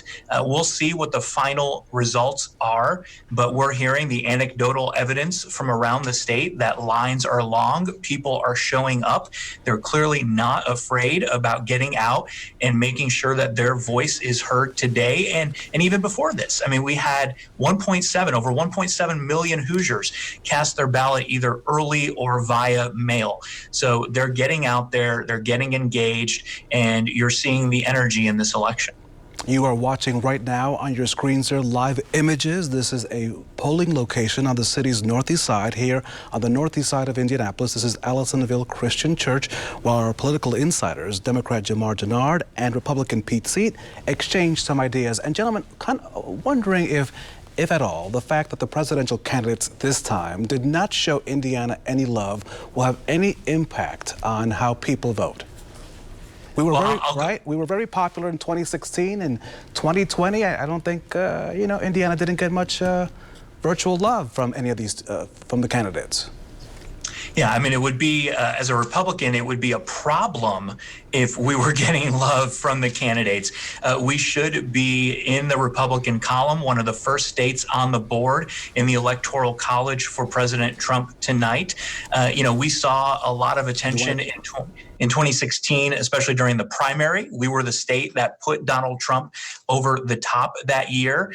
We, of course, did have Vice President Pence come to Fort Wayne just a couple of days ago as a favor to his supporters up there. I'm sure he enjoyed coming home as well, not just to vote, but to see some friendly faces as he was out on the campaign trail. But as a Republican, it would concern me if they were coming here any more than that. You know, I'm looking forward to an upset. One of the last polls that I saw a couple of weeks ago, specifically on Indiana, was that we were only -5 points for Joe Biden in the state of Indiana. Now, if we can sweep it and get a couple extra electoral points for him tonight, that would be wonderful. But of course, the president and the vice president, the president and former vice president are focused on Michigan, Illinois, Pennsylvania, Florida, Wisconsin, the states where they're going to pick up some of those real battleground points. But hopefully Indiana, we can give a little upset and maybe a surprise to this election. I'm wondering for two guys that really are committed to their own parties, and you work with different campaigns, and you've done this for a number of years, how difficult 2020 has been because of the pandemic, in the sense of trying to figure people out. Because the one thing we've learned this year is that it's unprecedented on so many different levels. We think we know something, but then we get that curveball. So for the both of you, how difficult has this year been to figure out who's your voter? Well, Indiana is different in a lot of ways, even before the pandemic. We don't have party registration. No one registers to be a Democrat or a Republican in this state. You're just a registered voter. So that makes it difficult to ascertain precisely where people stand. We obviously have data that can lead us to those conclusions, but it does make it difficult. We also have a history of splitting tickets. I mean, just look back to 2008 and the Obama-Mitch Daniels voters. That happens in Indiana. We're used to that happening. So we tend to look at elections, and even today with some of this anecdotal evidence of long lines in certain parts of the state, we're hearing, oh, this is a Republican area, or oh, that's a Democrat area. That bodes well for one or the other side. We don't necessarily know if those people standing in line are going to vote straight party Republican or straight party Democrat. They could split their tickets, which could lead to an upset here or there. But then layer the pandemic on top of that and the inability to campaign in person the way we would like to. Door-to-door activity was not as robust as we're used to, but that means you can make a lot of phone calls, and people have a lot of time on their hands, and they like to talk when volunteers call. So you can learn a lot about those individuals and make decisions for the campaign based on that. Jamar? I agree. This season has been a little different, and voter contact has certainly shifted. We've seen more ads, whether it's social, by mail, or television, also more poll contact, and candidates actually being there for some of those long lines and being able to meet candidates at their final decision point. And it's also been interesting to see how the campaigns have pivoted around issues as the year has gone on. But like Pete said, much of our state is centered around issues and constituencies. This is a fight for the middle, not necessarily the far left or the far right, but what's happening with those swing voters in the middle that could, because of no registration in the general elections, could vote for either party and split their tickets. And final question, gentlemen. So will it be health care or the economy? What is driving people to the polls in 2020? I hate to say it and give you a non-lawyer answer, but it depends, and it's both. Right now, healthcare is inextricably entwined with the economy. We can't get forward with the economy if we don't fix quarantines and healthcare, and vice versa. So this year, really, we've got to have both, and we have to knock it out of the park for America. I agree. I think it is both, but I think it's also Donald Trump or not Donald Trump that's driving people to the polls this year. They are wearing one jersey or the other and making sure that their voice is heard. I think, one of the interesting legacy impacts of this first Trump term is people realizing just how important it is to be involved in this political process. And the only way you can have a say is to have a voice and have a vote. Pete Seat, you have the last word. We thank you. Pete Seat, our Republican, Jamar Denard, our Democrat. Gentlemen, thank you so much. And by the way, you all have about 3 hours and 47 minutes to vote before the polls close here in Central Indiana. We thank you for your insights. We appreciate you, and we hope to see you back here in the days to come. Thank you so much. Again, we are following some breaking news. Todd Rokita, Indiana's Republican candidate for Attorney General, has tested positive for COVID-19. Rokita was informed by somebody that he'd been exposed to COVID-19 after developing some symptoms. He tested positive according to his campaign. His campaign telling WRTV that he's doing well and he's working from home. He looks forward to tonight's election returns and to serving as Indiana's next Attorney General. But to do that first, he must beat out, of course, the Democratic challenger, who is Jonathan Weinzapfel, who is also running for Attorney General. He is the former mayor of Evansville. As we now take a live picture, of course, from the city's northeast side, this is Indianapolis, 100 187 voting centers now open in Marion County alone. And even before this moment in time, already 1.8 million Hoosiers statewide had already voted either in person or by mail. The voting continues here in central Indiana, and we continue our coverage right now on this Election Day Live on all of our WRTV platforms. I'm Rafael Sanchez. We'll continue to watch the sights and sounds on this Election Day.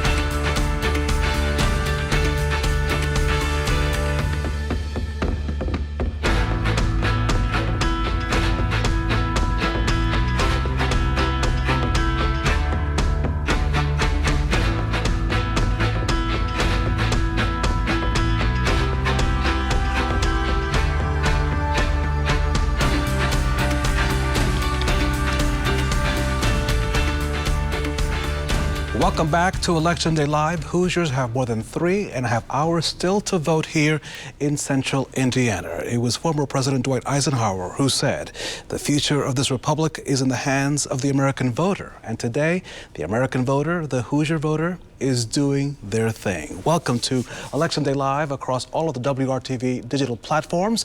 I'm Rafael Sanchez as we continue our coverage on this exciting election day. It is quite electrifying. So welcome to Studio A. This is Election Central for us here at WRTV. We continue to follow some breaking news. Former Congressman Todd Rokita has tested positive for COVID-19. Rokita is currently engaged in a highly contested race for Attorney General with Democrat Jonathan Weinzappel, the former mayor of Evansville. Now, we're hearing from the Rokita camp. They tell us, of course, that he is doing well and that he looks forward to tonight's election returns from his home. His challenger, Jonathan Weinzappel, has just released a statement, so let me read that to you from my phone.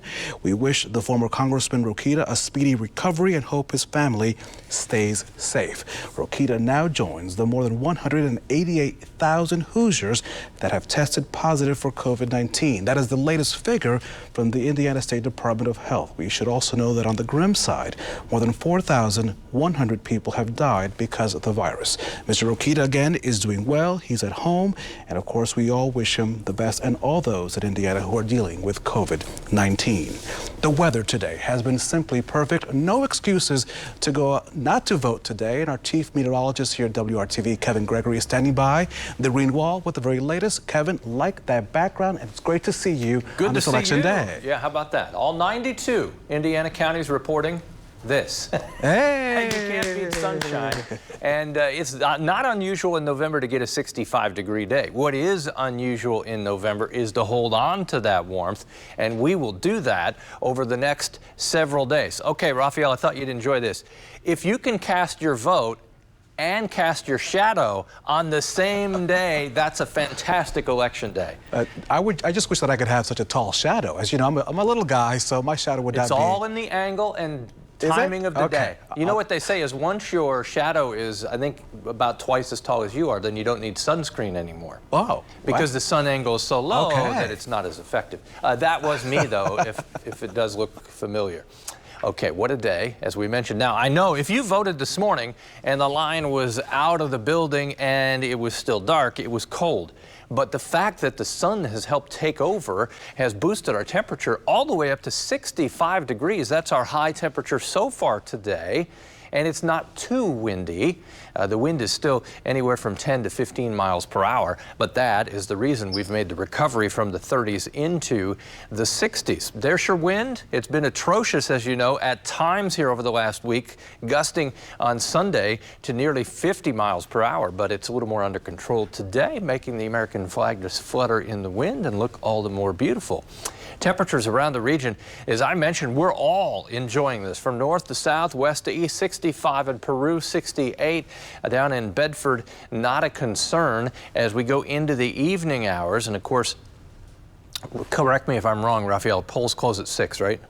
But if you're in line, you get to vote. You get to vote. Stay in line. Do not leave the line. So the sun sets at about 5:40, which means you could be in line for the period after sunset where it does cool off, so keep that in mind. I just want to show you the entire country because it's not just the Hoosier State that is enjoying great weather. It's 86 in Phoenix, but as you look from west to east, nothing real cold. As a matter of fact, Minneapolis is at 70. Well, it's 78 in Miami. Now, I want to pop on the radar and look at the absence of any weather system. So anywhere across the country, they're enjoying a good day at the polls. There are a few snow showers in the lake effect areas of New York State, and then in Washington State, some rain showers around.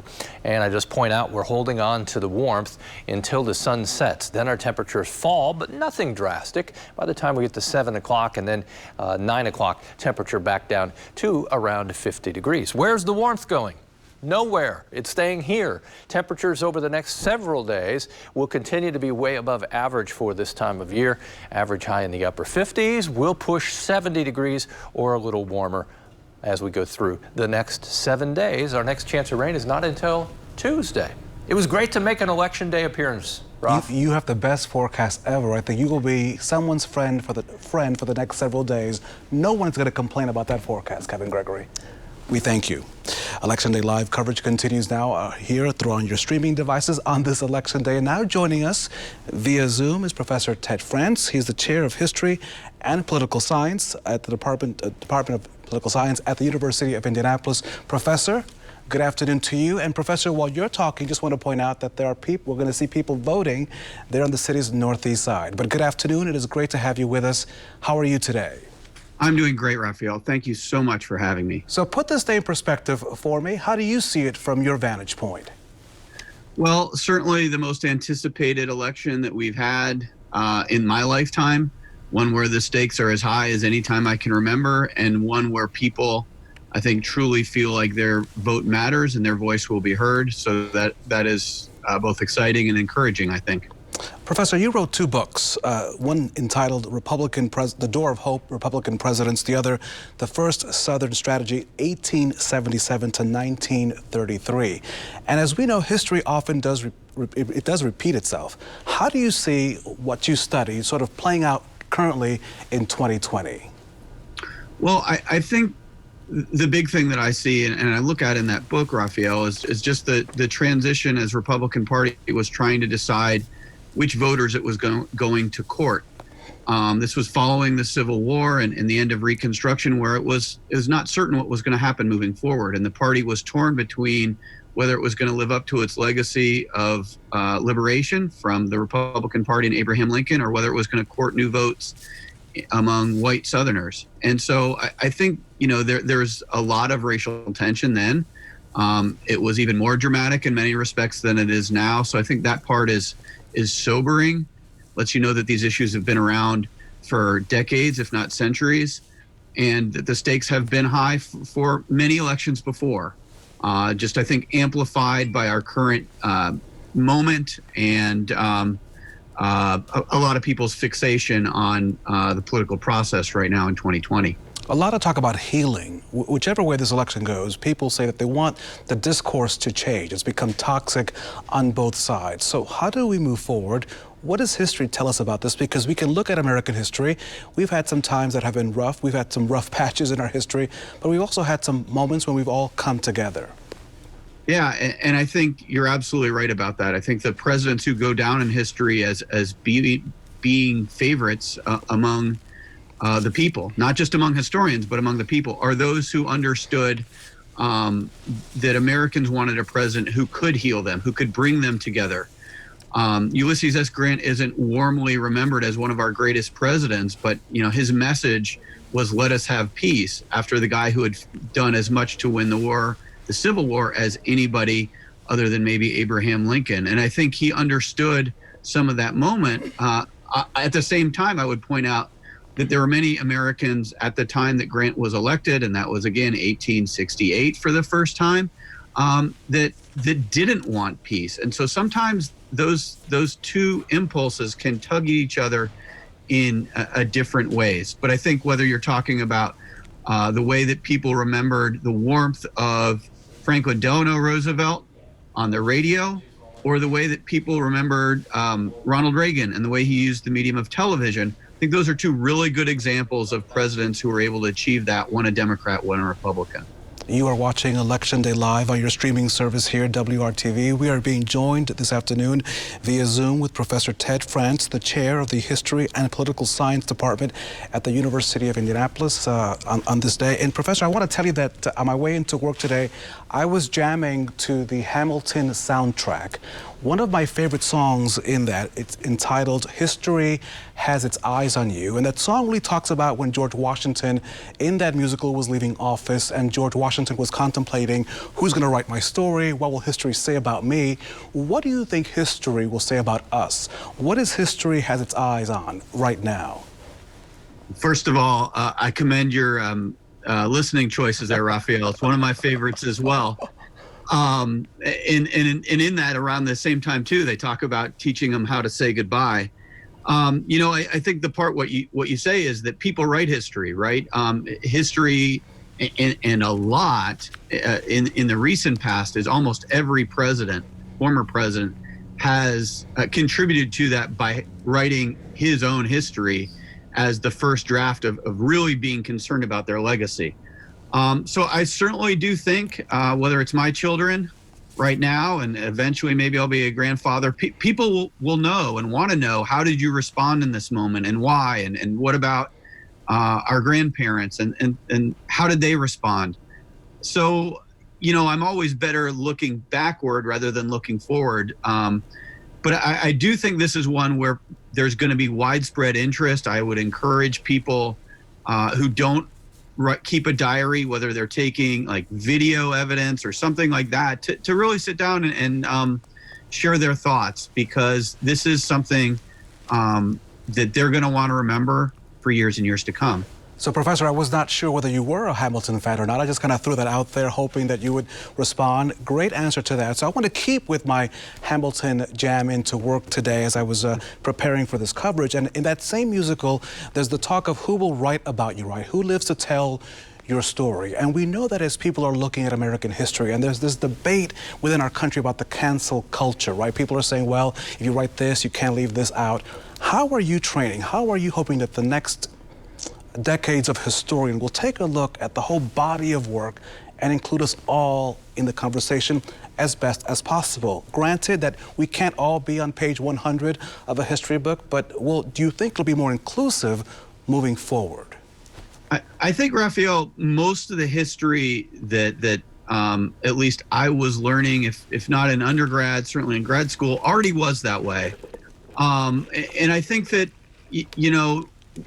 when did revisionist history start? Revisionist history started as soon as people started recording history. People are always revising history on the basis of events that happen that we could have no way of foreseeing, like, for instance, a global pandemic that we're living through.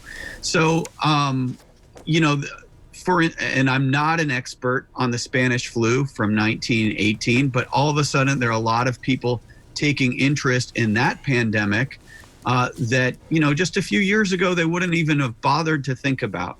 So I do think there's long been an effort to do that. And I think, most of my colleagues, for sure that their number one goal is to write good history. And that means history backed up by sources.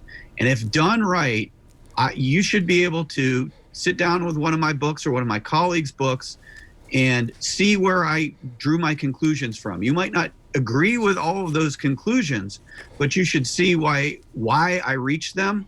And, then we can have a reasonable debate. And having a reasonable debate grounded in evidence is certainly something that sounds wonderful to me here in 2020. Professor Ted France, thank you so much. And also thank you for being a Hamilton fan. You made this discussion much more easier to prepare for. I thank you for that. And of course, I will imagine that whether we are live or not, the book 2020, the presidential year, will be quite the bestseller when that comes out in a couple of decades. So I thank you for your time and thank you for joining us here on Election Day Live. Thank you, sir. Thank you. It was a pleasure, Raphael. Our coverage now continues because even before the polls opened today, Indiana had already set records for the number of voters making their voices heard. A record number of Hoosiers voted early this year, with many taking advantage of new satellite early voting locations. The rush to vote early was especially evident in Hamilton County, north of Indianapolis, where early voting almost matched the entire 2016 presidential vote. With tens of thousands of Hoosiers mailing in absentee ballots this year, that means counting those votes will take a lot of time.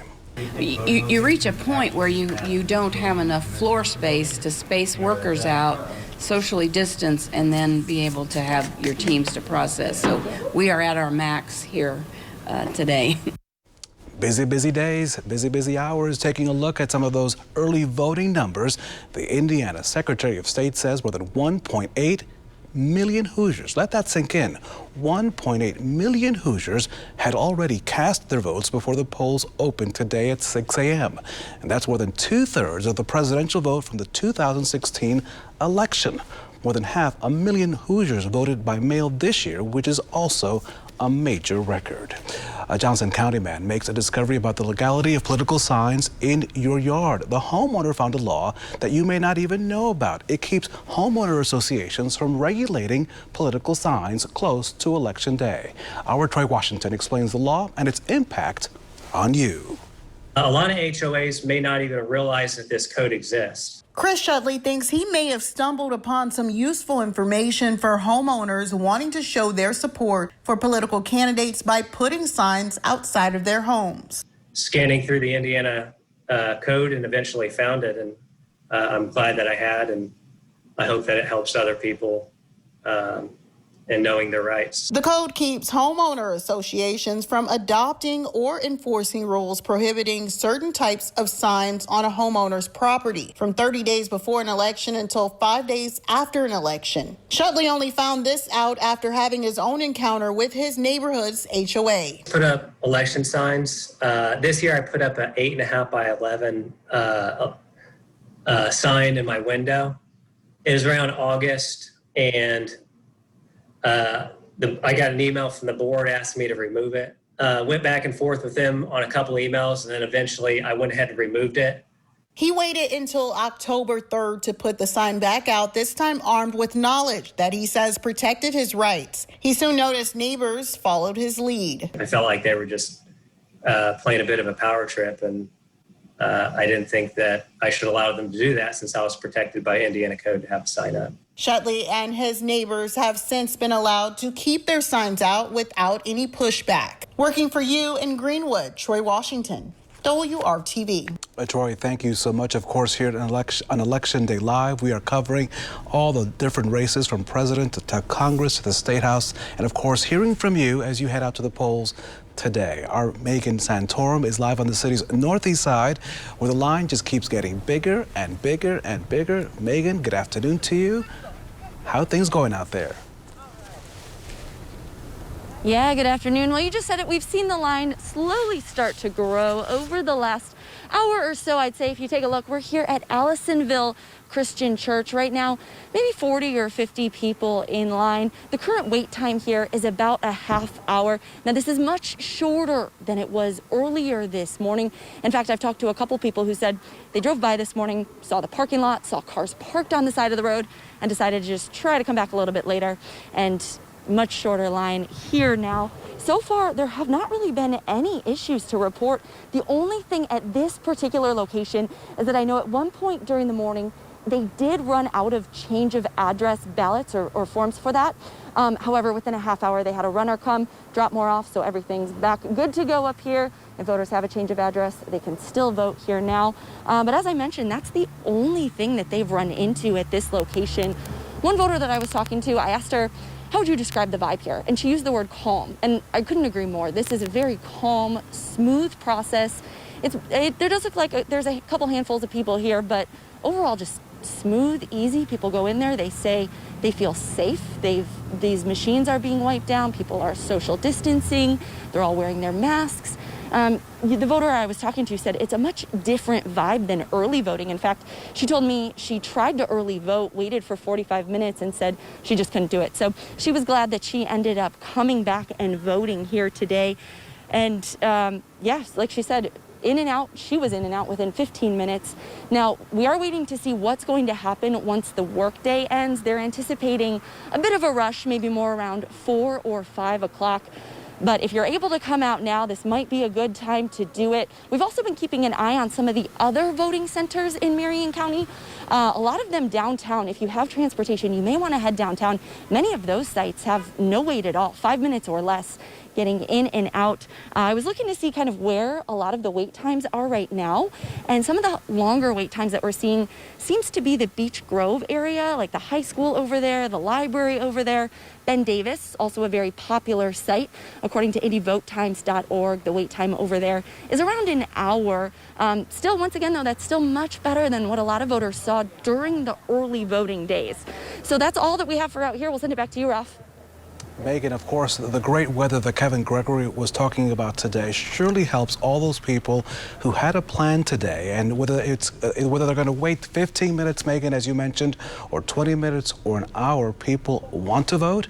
And of course, the weather is helping out today with, of course, allowing them to enjoy the temperatures while they wait outside. So, Megan, thank you so much. We will keep in touch with you as the voting continues here across central Indiana. Again, the polls close at 6. And as Megan mentioned, if you go to the WRTV.com website, also our app at WRTV, you'll be able to find exactly in our voting section where the closest voting center is to you. And here in Marion County, you can vote at any of the 187. So if this line seems too long for you, don't worry about it. As Megan mentioned, there are many other sites across Marion County that you could just drive to, get your voting done, and then move on with the rest of your day. Then join us again here at WRTV Election Day Live for all coverage throughout the entire evening. Megan, thank you so much. We'll be back with you in a few minutes. Now, another look at why people are voting this year and what the vote means to them.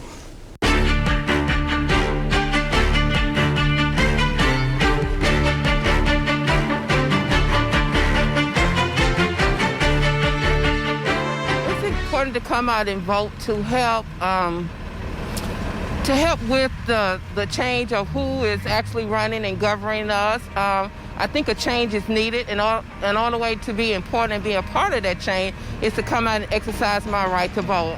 I assume this will be a year where a lot more will be voting because of the times we're in, the pandemic we've gone through and the change we've gone through, and I think it's about time we need a change in our administration. Change is always good, nothing through the current administration, but I just think we need a change for a better way of living in the United States as of today. I just love to be out here with the energy of people who care. You know, like everybody out here cares enough to stand here for hours to get their vote in so that we can have a say in the leaders that we have in our country right now. Because votes add up.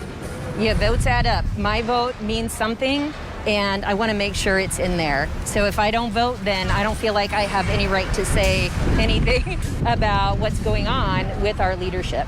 Yeah, I think people are just feeling frustrated and a little bit like life is out of their control right now, and voting is one thing that everybody can do just to have a little ounce of empowerment or a little bit of control over tomorrow. Yeah, because we don't know, you know, and that's what we've seen this year, is we just don't know where things are gonna go, what's gonna happen. Because every vote counts. I think every vote counts. And it's important for younger people to get their voice out too and their vote out. So I think it's important for everyone to vote, but especially our generation. I think it's important for us to vote. The voice of the voters with 3 hours and about 7 minutes to go before the polls close here in central Indiana. Our Stephanie Wade now joins us live from a new polling location in Hamilton County. Stephanie, where did you go and where are you at right now? Hey, so right now we are here at Orchard Park Presbyterian Church in Carmel. We've been bouncing around a little bit today here in Hamilton County, but this is pretty much what you're seeing at every polling location here. I've been hearing that people kind of came in the morning and now smooth sailing, people kind of walking in and getting to vote right away. So we have an inspector here. This is Matt. Tell me about what's been going on here today at this location. We had a good crowd in the morning. We had about 50 people outside and also people all throughout the hallway. And then we were busy probably till 11:30, 12 in that ballpark, and steady stream of voters. Yeah. And you've done this before. So is this a typical crowd size you'd see? It is probably for a national election, not a primary, but a national election, yes. That would be a good, you know, people do vote typically in a national election. Like this? Yeah, like this. Yeah. But this was a little different. You had to have a lot more PPE, and talk to me about kind of the procedures that you had to do today.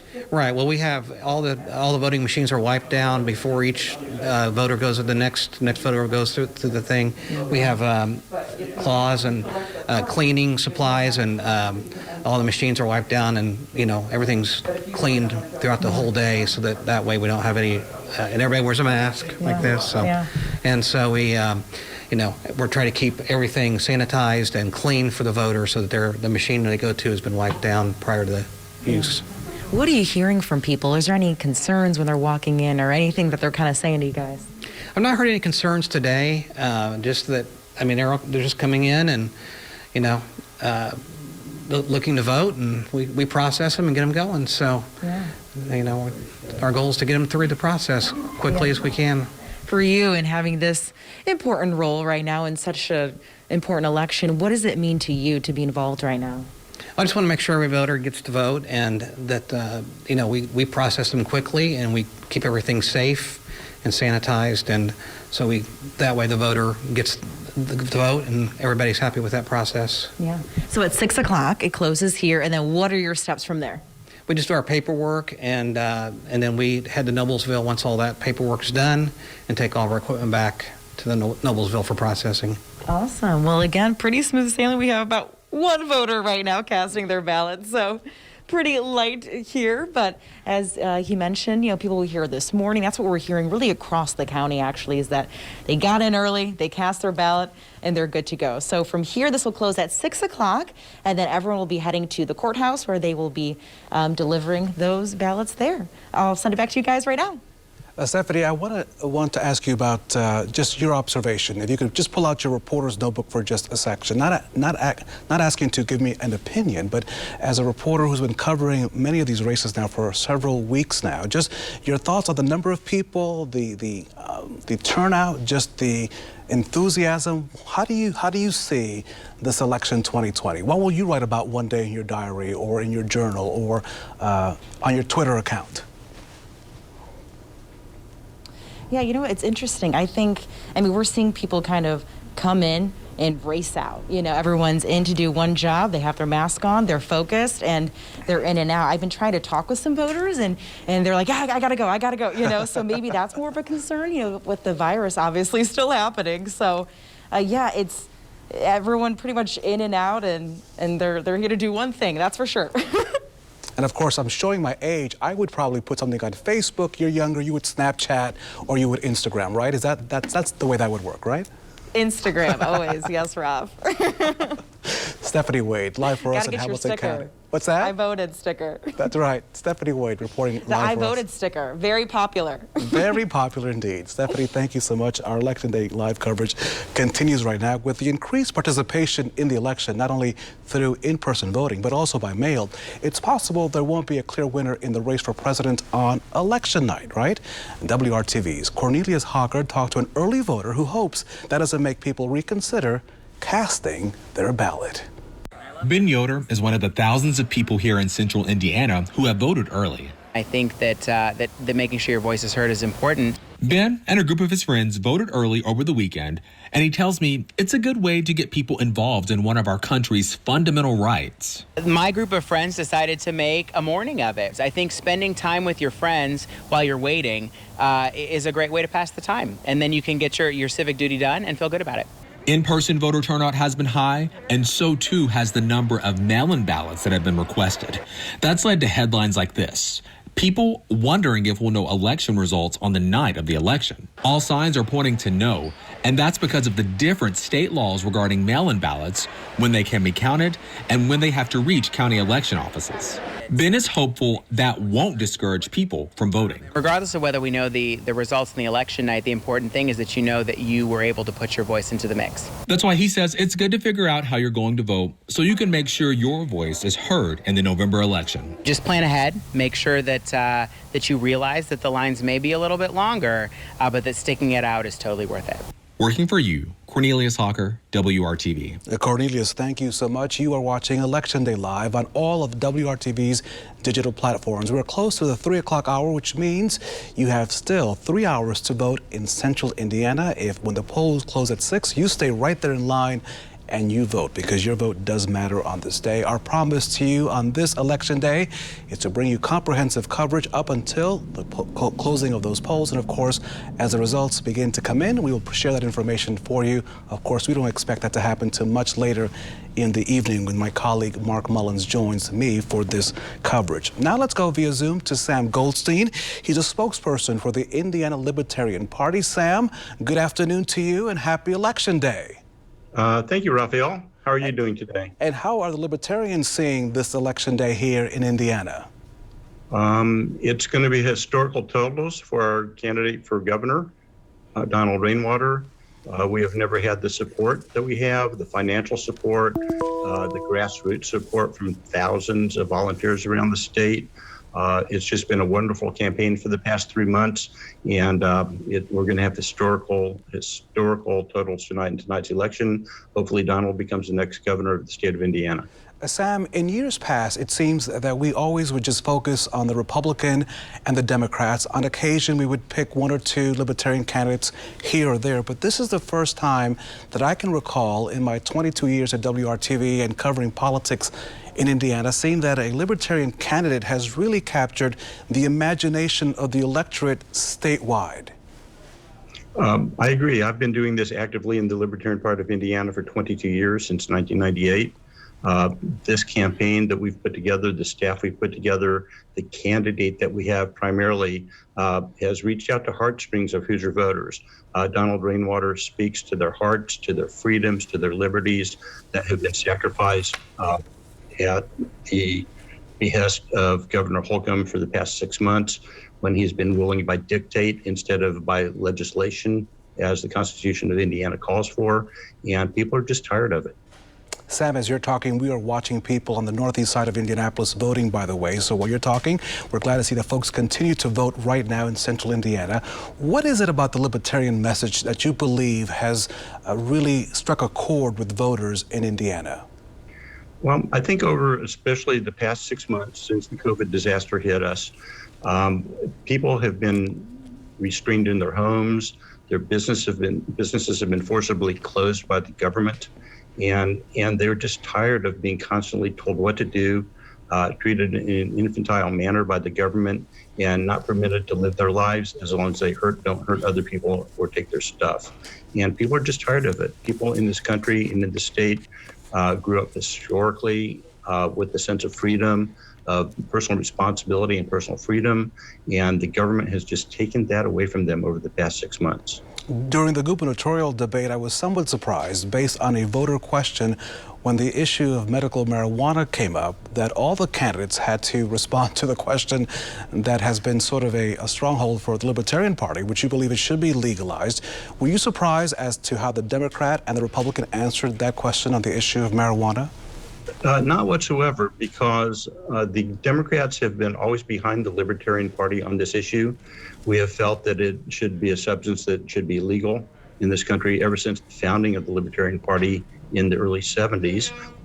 On the other hand, the Republicans, because of their contributions from Big Pharma and their dedication to restricting people's freedoms, continue to think it should be an illegal substance, even though demonstrably in other states, it has increased revenue by legalizing it. It has decreased traffic offenses and deaths significantly. And it is generally just a substance that has never killed anybody, unlike alcohol and the pharmaceuticals that are foisted upon us by Big Pharma.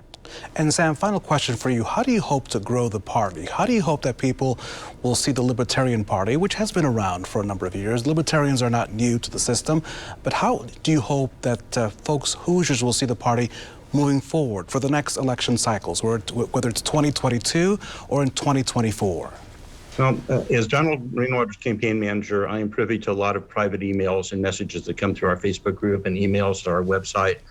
And it's just amazed me over the past 3 months how many people say that they either have or are going to vote for a Libertarian for the first time in their lives.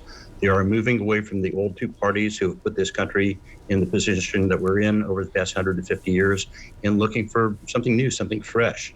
Even though the LP's been around for about 40 years now, we have not held a position of power to date. And therefore, people are still looking at us as a valid alternative to the two parties that had just constantly taken our freedoms away, increased taxes, and just not generally lived up to the constitutions of either Indiana or the United States. And Sam, before I let you go, we're hearing, of course, late this afternoon that Todd Rokita, the Republican running for Attorney General, has been tested positive for COVID-19. We're just wondering if the Libertarian Party has issued a statement to him or his family regarding that. No, honestly, we've been here at the campaign war room all day dealing with issues across the state. Okay. And I wish the best for him and his family. That's honestly the first that we have heard of it. And of course, we offer him our sympathy and our best wishes for his continued good health. It is a serious disease, but it's a serious disease that over the past 6 months, our healthcare system has learned to deal with. And I think that Mr. Rokita hopefully will recover thoroughly and enjoy whatever happens tonight as a result of the election for Attorney General. Sam, thank you so much for taking some time. I know you're very busy. You are in the war room getting ready for hopefully an exciting night for you and your party. We wish you all the very best to you and your team. Sam Goldstein, spokesperson for the Indiana Libertarian Party. All the best of luck to you, sir. Thank you. Thank you so much, and hopefully we'll be calling you with a victory speech later on this evening. Take care. Sir, thank you for your time. If that's the case, we will have you live here on WRTV, that's for sure.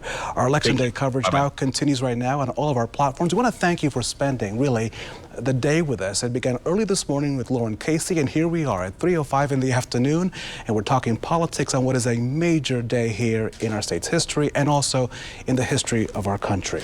Saturday was the first day of the biggest expansion of early voting in Marion County since permanent satellite voting was established 2 years ago. Lucas Oil Stadium opened its doors to an effort to cut down on those wait times. As WRTV's Troy Washington explains, this location had the most polling machines in Marion County for early voting. Yes, this is my 5th attempt to vote. Wow. So it's just hell or high water. I will be voting today. For some voters, this gate opening means it's time to make the vote count. They opened up the additional site and figured that this would be the one to try, particularly when I found out that they had like 56 machines, so I figured it'd be a little quicker. Hoosiers tried their luck in line at Lucas Oil Stadium now that it's open as an early voting location. Really, we came here close to about 10 a.m. in the morning, so about 30-40 minutes, and it's moving pretty quickly, to be honest with you. WRTV has been reporting on the long lines at St. Luke's Methodist Church on the north side and the City County building downtown. In some instances, voters say they stood in line up to 8 hours. But many are hoping more than 50 polling machines means that won't be the case here. Well, because I have to work through the week, and I'm not sure what time I'll be able to be off, and so I'm a healthcare provider, so with patient care, and I'm not able to get off, so I knew I'll be off the weekend, so I'm here. Though they are ready if voting does require that, since for some voters, this is still the best option. However long it takes, honey, I'm going to be here all day, however long it takes. I'm in line, so that means my presence here counts today, and I'm ready to vote. And there is no reason you can't have fun while you wait. No, it's Halloween. I gotta celebrate somehow. Working for you downtown, Troy Washington, WRTV. Troy, thank you so much. It is great just to see all the enthusiasm of people, whether they were early voting or even today, people out there exercising their civic duty. That is just a great sight to see all across our country and all across our state. Incumbent Curtis Hill, the Attorney General, lost his re-election bid as the Republican candidate for Attorney General to face off against Democrat Jonathan Weinzappel. To get to know your candidates, our Stephanie Wade introduces us to the Republican contender, former U.S. Congressman Todd Rokita. Inside this local diner in Brownsburg. Thanks for letting us have lunch together today. We haven't been able to do it for a long time. We met Todd Rokita and his wife Kathy, a former U.S. representative for the 4th District and Secretary of State. He did not run for re-election in 2018 to remain in the House, but instead ran for senator and lost to Mike Braun. Now he's looking for another statewide office, replacing Curtis Hill as Attorney General, whose law license was temporarily suspended over allegations that he groped a state lawmaker and 3 other women during a party.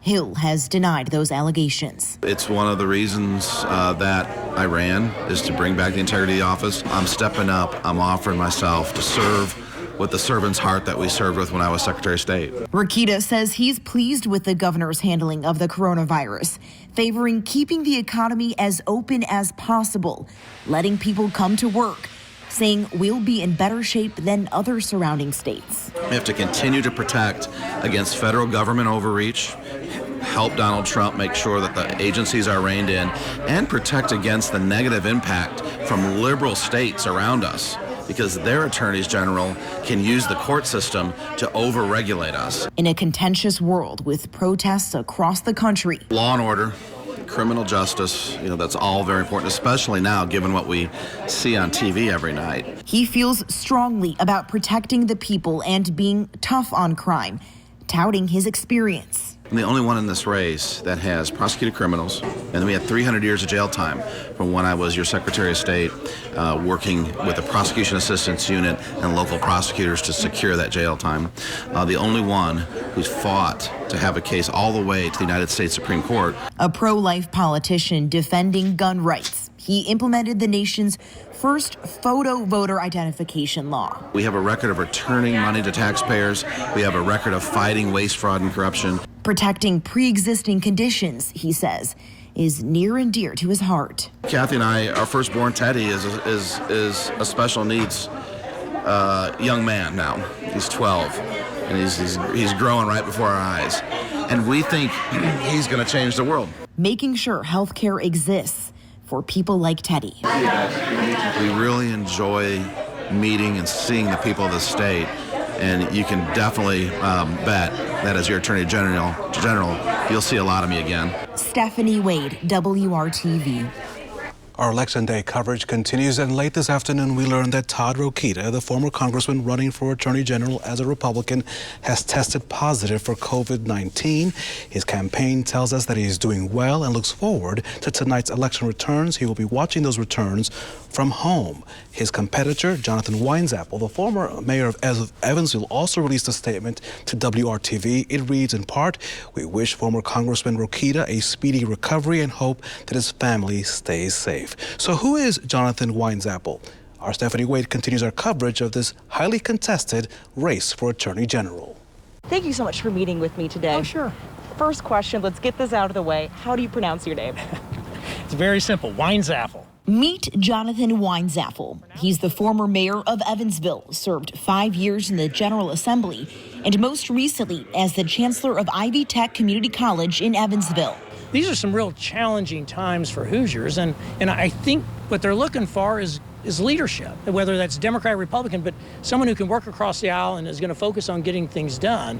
And frankly, that is my entire experience as chancellor and as mayor of the city. He says he understands the uncertainty many people are feeling right now. You have folks who are worried about their jobs. We have 8% unemployment in the state. People worried about their health care, parents sending their kids to school, and are they going to a safe educational environment? Or if you're thinking about putting a loved one in a nursing home, you really have no idea what the conditions are in many of those facilities. With the unease and unrest of the world we are living in, the Democrat candidate is calling for real changes to the criminal justice system. We have to build community trust between the community and law enforcement. Law enforcement officers would tell you that the current path we're on is unsustainable. We have to make changes. I would suggest that I would be a smart and tough Attorney General. You can do both. In terms of health care, he wants the Affordable Care Act to stay, unlike his opponent, Todd Rokita. First is pulling Indiana out of the lawsuit to find the ACA unconstitutional. That's probably job one. The second is that there are a couple operators of virtual charter schools that have swindled, roughly about $70 to $80 million in taxpayer funds by artificially inflating enrollment. Winesapple has received several endorsements during this election, one of those being from teachers, including the state's superintendent of public instruction. So it's not just the Teachers Association, it's also the state building trades, AFL-CIO, and of course, being able to demonstrate strong bipartisan support with Dr. Jennifer McCormick's endorsement. Really, it speaks volumes that I'm the person who can reach across the aisle, that can work in concert with just about anybody. He says there needs to be changes in our state to protect and serve everyone, and he's the guy to do it. There really is no going back. Things have changed dramatically, and we have to make sure that we're reimagining Indiana's future so that we can create opportunity for everybody and have a fair and more just system that provides opportunities for every Hoosier. Stephanie Wade, WRTV.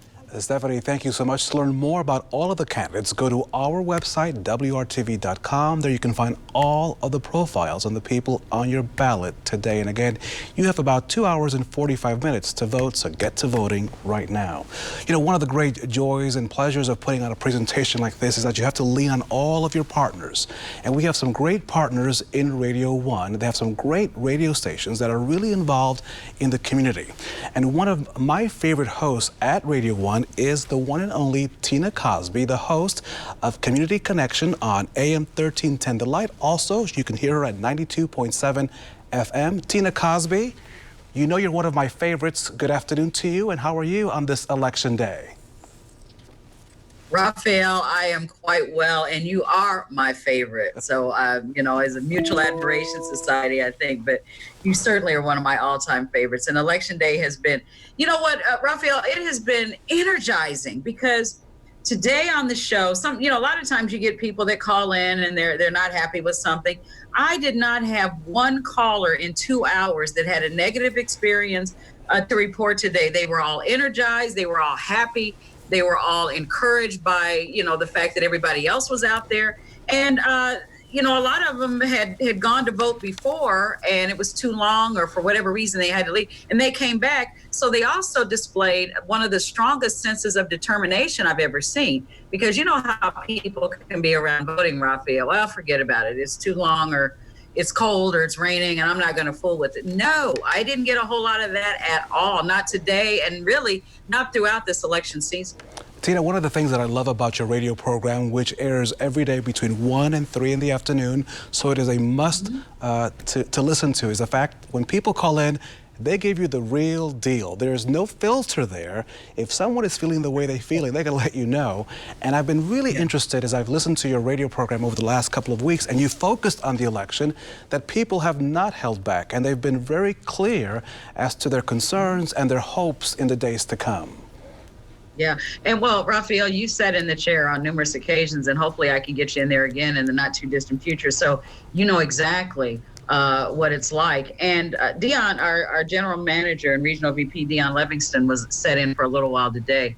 And, he was saying as well that these are some of the smartest, most up-to-date, most engaged listeners that you could possibly ask for. So you kind of have to be on your game. But I have learned, Raphael, this late in this second chapter, I have learned to say, I don't know, but I can look it up, because they, they are truly engaged, and they want, it's not, it's kind of like if you have somebody that's in a room with you and you're kind of casually listening, but not, kind of like a little child, like, listen to me, pay attention. I've got something to say. And if you're not on it, you're going to be lost in the conversation and lost in the show. So they truly are engaged. And you know what? I think they're representative of not only this, our little section of the world, but, Marion County, the state of Indiana, and the nation. Don't you get a feeling that so many people are engaged and determined to be a part of this, what is shaping up to be and what is already shaped up to be this historic election, an election for our time? Yeah, I think people really are attuned to the issues. People get it. I think the fact that, for example, COVID-19 has really impacted the African-American community and people of color at a larger rate than the regular population really has a lot of people saying, I want to know more about the issues in greater detail. They just don't want the varnish or the soundbite. They want to know, what are you going to do about jobs? What are you going to do about health care? What are you going to do about child care, right? What are you going to do about education? People really want more information. It's just not enough to say, yeah, I'm going to take care of it. Isn't that what you, and I think I've heard that from much of your audience during the last couple of weeks. They really do. And we've also encouraged a number of them that your vote is just the first step. You have to follow up your vote by holding those who you vote for accountable. And if they are not responsive to what it is that you want, or at least make the attempt to be responsive to what you want, then take your voices elsewhere and take your vote elsewhere. And so we've been trying to really get people to understand that that's the dynamic that I think up until recently, I don't think, maybe we've forgotten about it, but voting is just the first part. I mean, when you put somebody in office, you don't sit back and say, okay, now do whatever you're going to, do for me, read my mind and tell me what I want.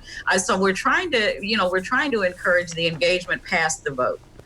That's what we've been trying to encourage people to do. And they seem to be, willing to pick up that baton and run with it. So you're absolutely correct. Absolutely. You are watching live coverage of Election Day Live here on all of the WRTV digital platforms. It is great to have you with us on this Election Day. We're talking with the great Tina Cosby, the host of Community Connection on AM 1310 The Light, also 92.7 FM, part of our Radio 1 partners. And Tina, I want you to pull out your reporter's notebook, because as we all know, before you became this great radio host with the most, you still are a journalist. So, and I've asked this of my other colleagues, I wonder what you will say about this moment in time 5 years from now. If you could put something either on Instagram or in a time capsule, what do you want someone to know about what has happened so far to date to that person 5 years from now? Woo, you are so good. You are so very good. See, I knew there was something about you when you were an intern at Wish TV. You just had, and as I stall for time, but you are, that was it. You know what? That is a fantastic question, and the first thing that came to mind, Raphael, was that the nation came to life. That we woke up. One of the things we were talking about today was a lot of us were reflecting on election days long ago in the past. And I'm talking about when I was, back in 19 nothing, before you even thought about, and I was younger. It was huge. It was a huge community event. Not only in the Black community, which I grew up in a Black community, but in all communities. People dressed up, people helped each other out. There was just a huge sense of community engagement, community involvement. There was just so much there. And I haven't seen that duplicated until this year. So if I were to say one thing, it was a time when the nation came together, the nation woke up, the nation came together, the nation realized the importance and the power of the vote. Tina Cosby, the host of Community Connection every day, Monday through Friday, 1 to 3 o'clock in the afternoon. You must listen to Tina on Community Connection on AM 1310 The Light, also 92.7 FM. Tina, I want to thank you so much for just being awesome all the time. And anytime you want me to fill in, I will fill in because your program is always not only insightful but entertaining, and I thank you. Raphael, they ask for you by name. You have a request on there. So, love you, darling. Thank love you as well, Tina. Thank you so much. You are phenomenal. You are phenomenal. Tina, I thank you so much. As Tina was talking, as you can see, voters are still out and about, casting their ballots on the city's northeast side. Of course, on this day, Election Day, it is one where thousands more people are exercising their civic responsibility, which brings me, of course, to some words from former President Lyndon B. Johnson, who said, "This right to vote is the basic right without which all other things are meaningless. It gives people control over their own destinies." And today, people are destined to vote.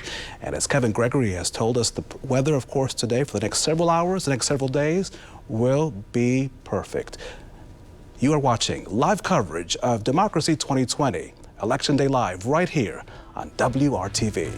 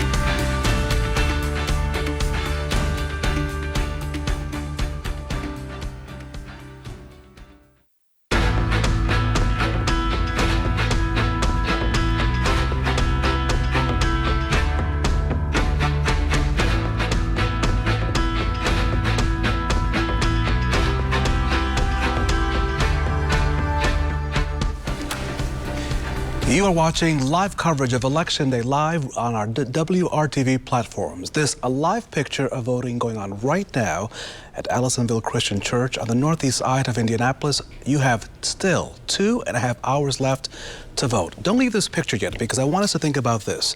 The former president of Notre Dame, Reverend Theodore Hesburgh, said that voting is a civic sacrament. It's a civic sacrament.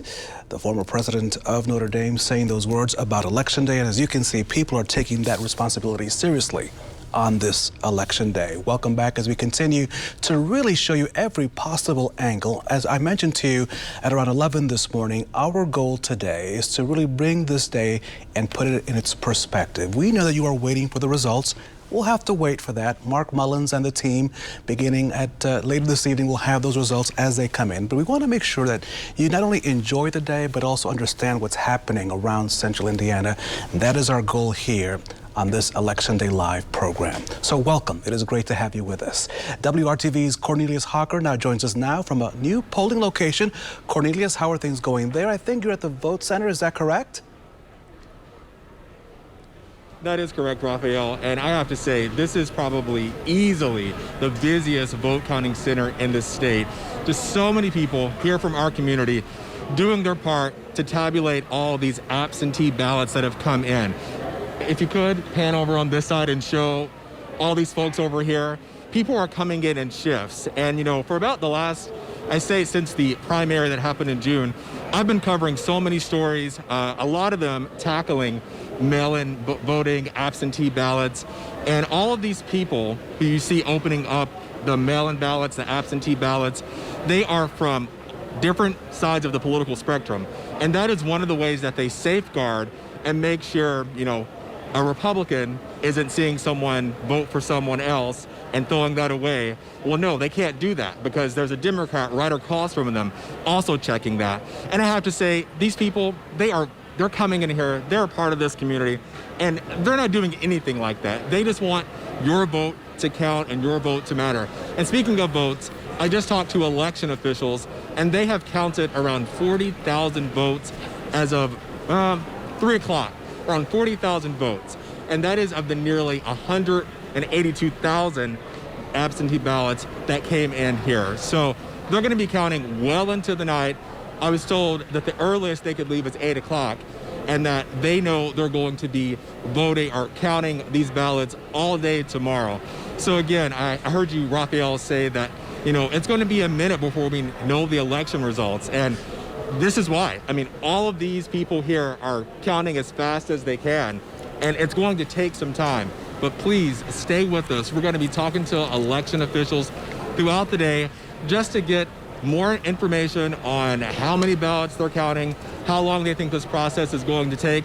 I actually heard a few ladies over here joking that it's going to take a couple days because there is just so many in this historic election, this historic race.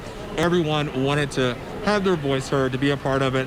And again, Tony, if you could, just show everyone, for anyone that's watching, like, these people have been here since 10 a.m. Some have left, some have come in, but it is just a massive operation, and they're doing this so you can exercise your right to vote. How you doing? A lady over there waved at me. It's live TV, you know. These people are people in our community really just wanting to do a good service. So anyway, Raphael, if you could, Tony, turn the camera back over here. I'm going to send it back to you in the studio, and I'm going to be here all day, hopefully talking to some of these people once they're done counting your votes. So, Cornelius, can you hear me? It's loud there. Can you hear me? Yeah, I can. Yeah. Well, first of all, it's great to see you. I've not seen you in 8 months. We have been socially distanced here at WRTV, so good afternoon. Great to see you again. You've been doing great work reporting, but the images you just saw, so hello. I am in awe with the image of that room. Can you give us more? I mean, are they counting by hand? Are those ballots going to be put in a machine? I want to see more of that because obviously I want to see results at some point before I go to bed tonight at midnight. Yeah, so these people are now sorting them. There is a machine that actually opens up all the mail-in ballots. They have already done that part of the process. And so now they're going through, and actually, if you will, get to some of these people, you see one person on one side of the table looking at them, and then they'll toss them to the other side of the table, and then they put them right here in this box. So right now, she's looking, she's double checking everything. Ma'am, exactly what are you doing right now?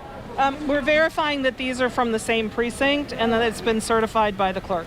And so you are a counter, and are you a Republican or I'm an independent. An independent. Mm-hmm. Okay. So she's one of the independent judges, and then your partner over here is she's a Democrat. And so again, that's what I was saying earlier. There are people from all sides of the political spectrum here making sure that everything is done right. No one is out to sabotage your mail-in ballot. I know a lot of our elected leaders, some of our elected leaders have said that, but it's just not happening. You know, the incidents of voter fraud are so low. There are states, Colorado, Hawaii, Oregon, and 2 more who do all mail voting, and they've been doing it for years. Whenever I worked in Montana, they did all mail-in ballot. They had polling places, but they did it all because it was so spread out. So this is just proof that there are people from our community counting all of these mail-in votes, these absentee ballots, and they're doing it right. They're doing it the right way. And I think that's the biggest message that we want to get across, is that people are just serving their community and trying to get these votes counted in the quickest way possible. Raphael? Cornelius, when you walked in that room and saw all those people doing what they're doing right now, what was your first impression as a reporter? What did you think when you saw all of that going on in real time? Just amazed. Yeah. You know, it's sort of emotional. Just, again, seeing people of all ages, all backgrounds, all colors, coming in here just to do a good job, just to count all of these votes for our community. Because I can tell you, it looks like a thankless job.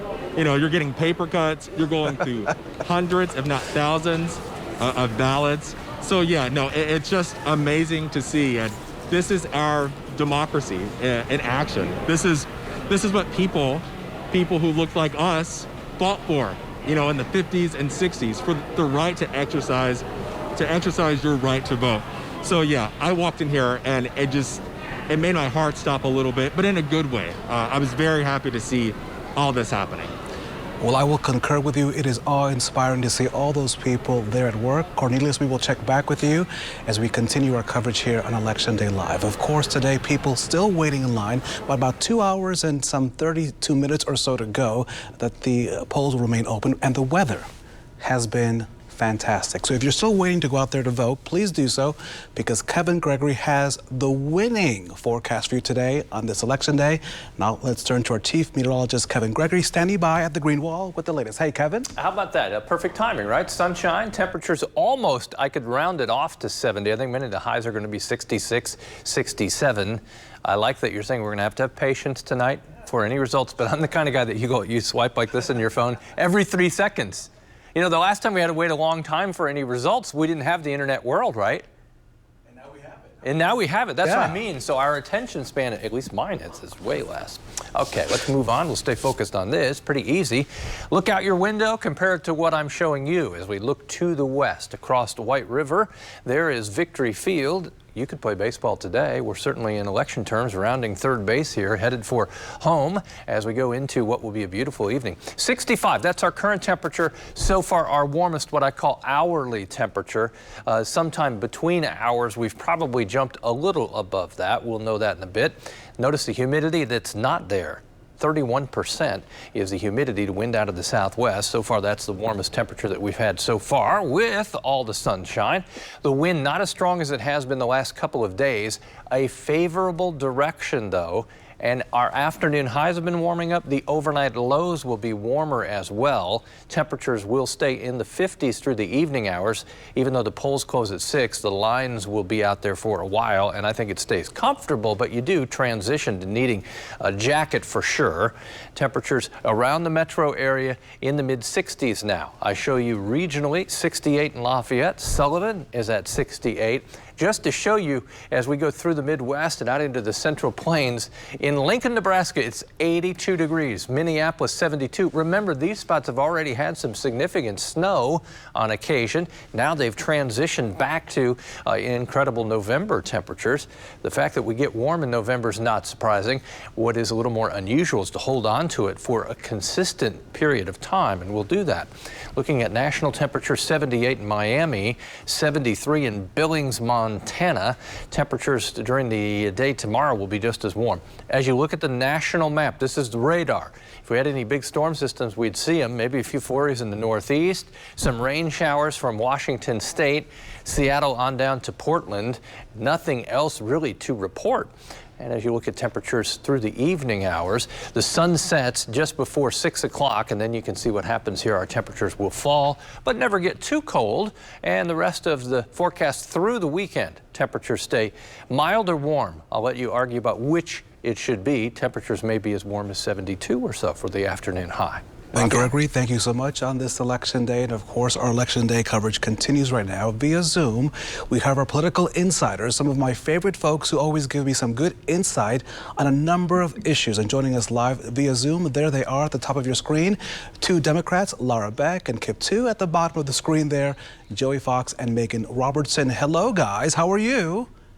Excellent. We look like the Brady Bunch. We look like the Brady Bunch with our little Zoom backgrounds. Like, of course, mine didn't work, but there you go.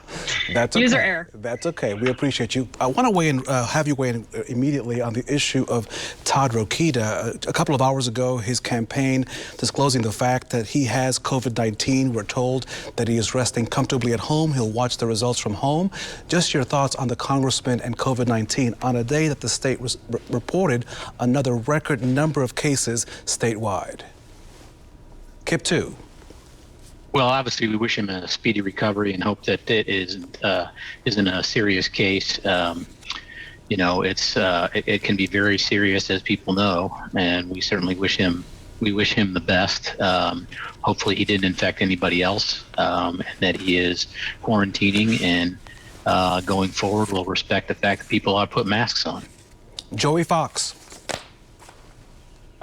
Absolutely wish Congressman Rokita the best. We'll have results hopefully in that race later this evening and know if he is the Attorney General-elect. Of course, he'll need to stay isolated for the time recommended by the CDC, but I expect a robust transition effort from the next Attorney General of Indiana. Laura Beck. Well, I certainly hope he recovers, just to echo everybody else. It sounds like he's also quarantining with his family. So when anyone is quarantining with their family and has kids, you also are concerned about them too. It'll be interesting to see the contact tracing, how that goes. I think Nikki Kelly from the Fort Wayne Journal-Gazette was actually tweeting out this afternoon what his last campaign appearance was. And I think that was kind of around October 25th, October 24th. So that's going to become a process as well. But it also, I think, speaks to the specter that we are in this COVID environment and in these very abnormal circumstances for an election. And will that be on voters' minds when they go to the polls? I think we can assume that logically it will. But at the same time, it's just very interesting that we're sitting here on Zoom when we're normally together and a leading candidate for statewide office is announced he has COVID. Megan Robertson. Yeah, I mean, again, echo everything everybody said. Speedy recovery. Hope it's not a serious case, and hopefully he's able to quarantine, and the rest of his family doesn't get it as well.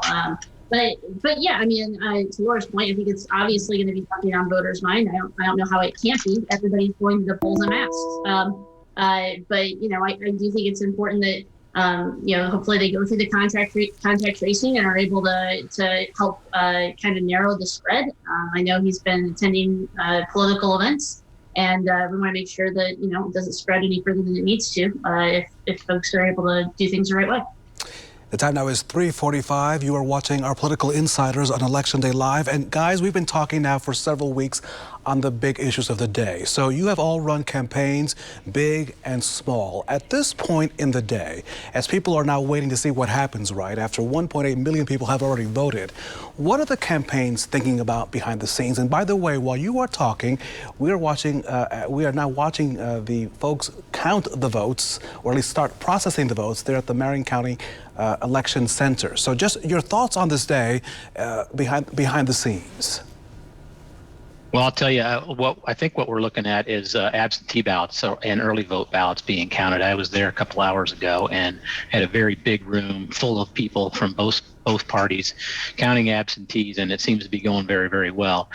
Campaigns right now, most of them are throughout history that I've been involved in them, it's just a lot of anticipation, a lot of worry, trying to figure out if in years past you'd try to figure out what you'd have somebody posted in each precinct that you knew was a bellwether to give you early results.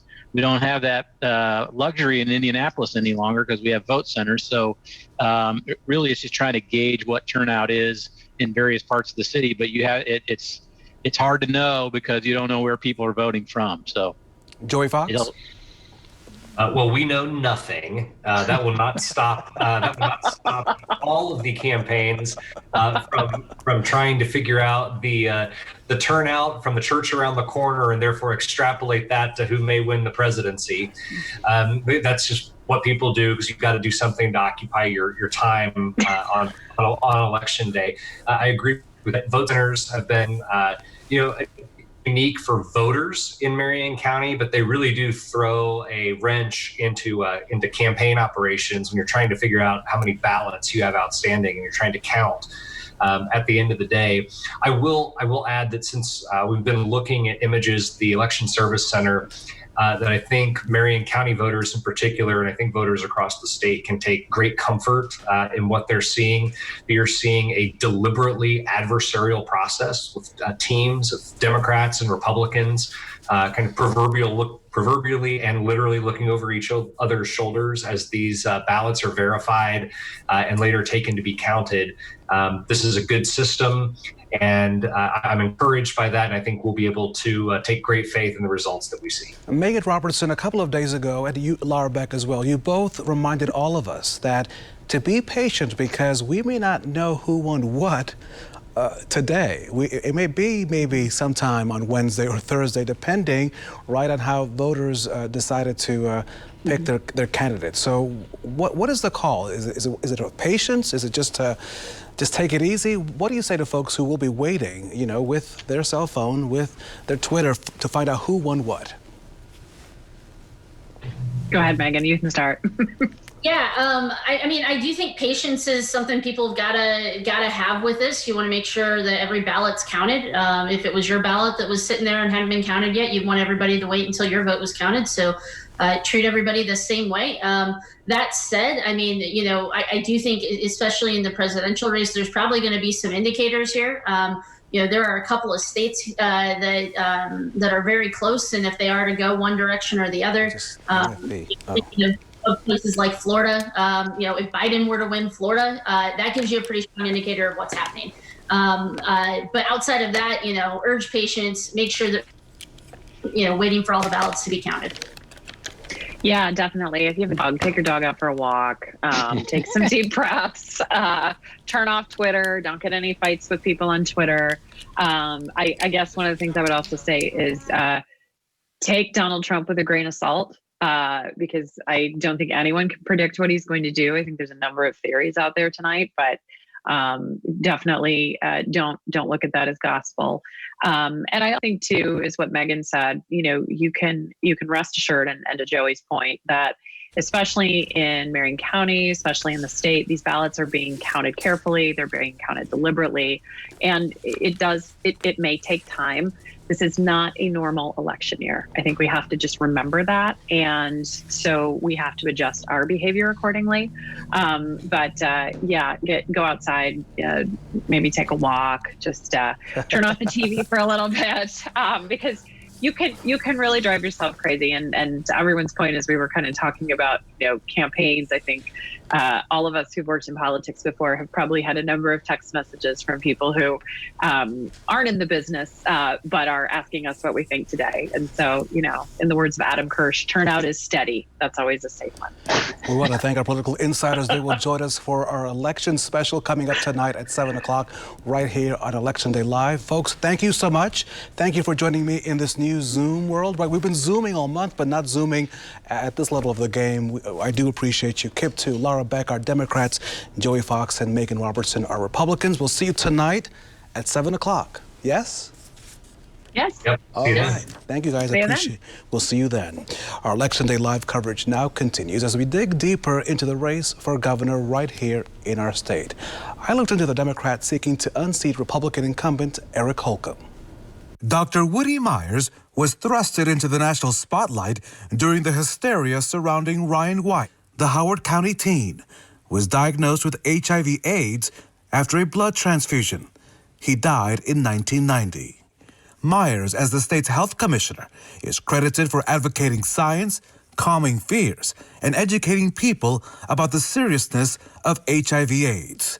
Now Myers is focused on another major health concern, the pandemic, which he believes needs a new approach. Raphael, we don't have a mask mandate. We have a mask suggestion because there's no teeth behind it. Now, the Attorney General wrote an opinion on the issue of the mask mandate saying that really you couldn't do that because you would need the legislature to return to enforce it.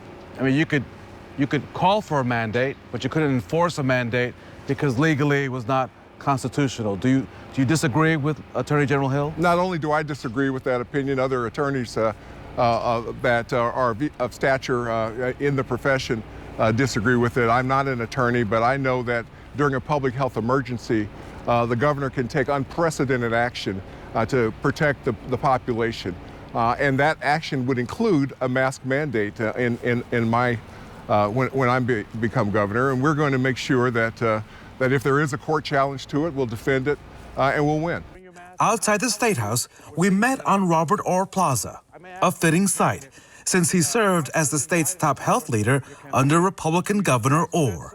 Now Myers wants to become the state's 52nd governor, and he has a to-do list for a legislature that must pass a budget in 2021. So we're going to comb through, we're going to find things that we don't need to spend money on today, or we can push the pause button and wait so that we can go to the priorities. And the priorities are, of course, K through 12 education. Our teachers absolutely, positively must get more resources. We have to let them do their jobs and not waste a lot of money on statewide testing programs that are ineffective.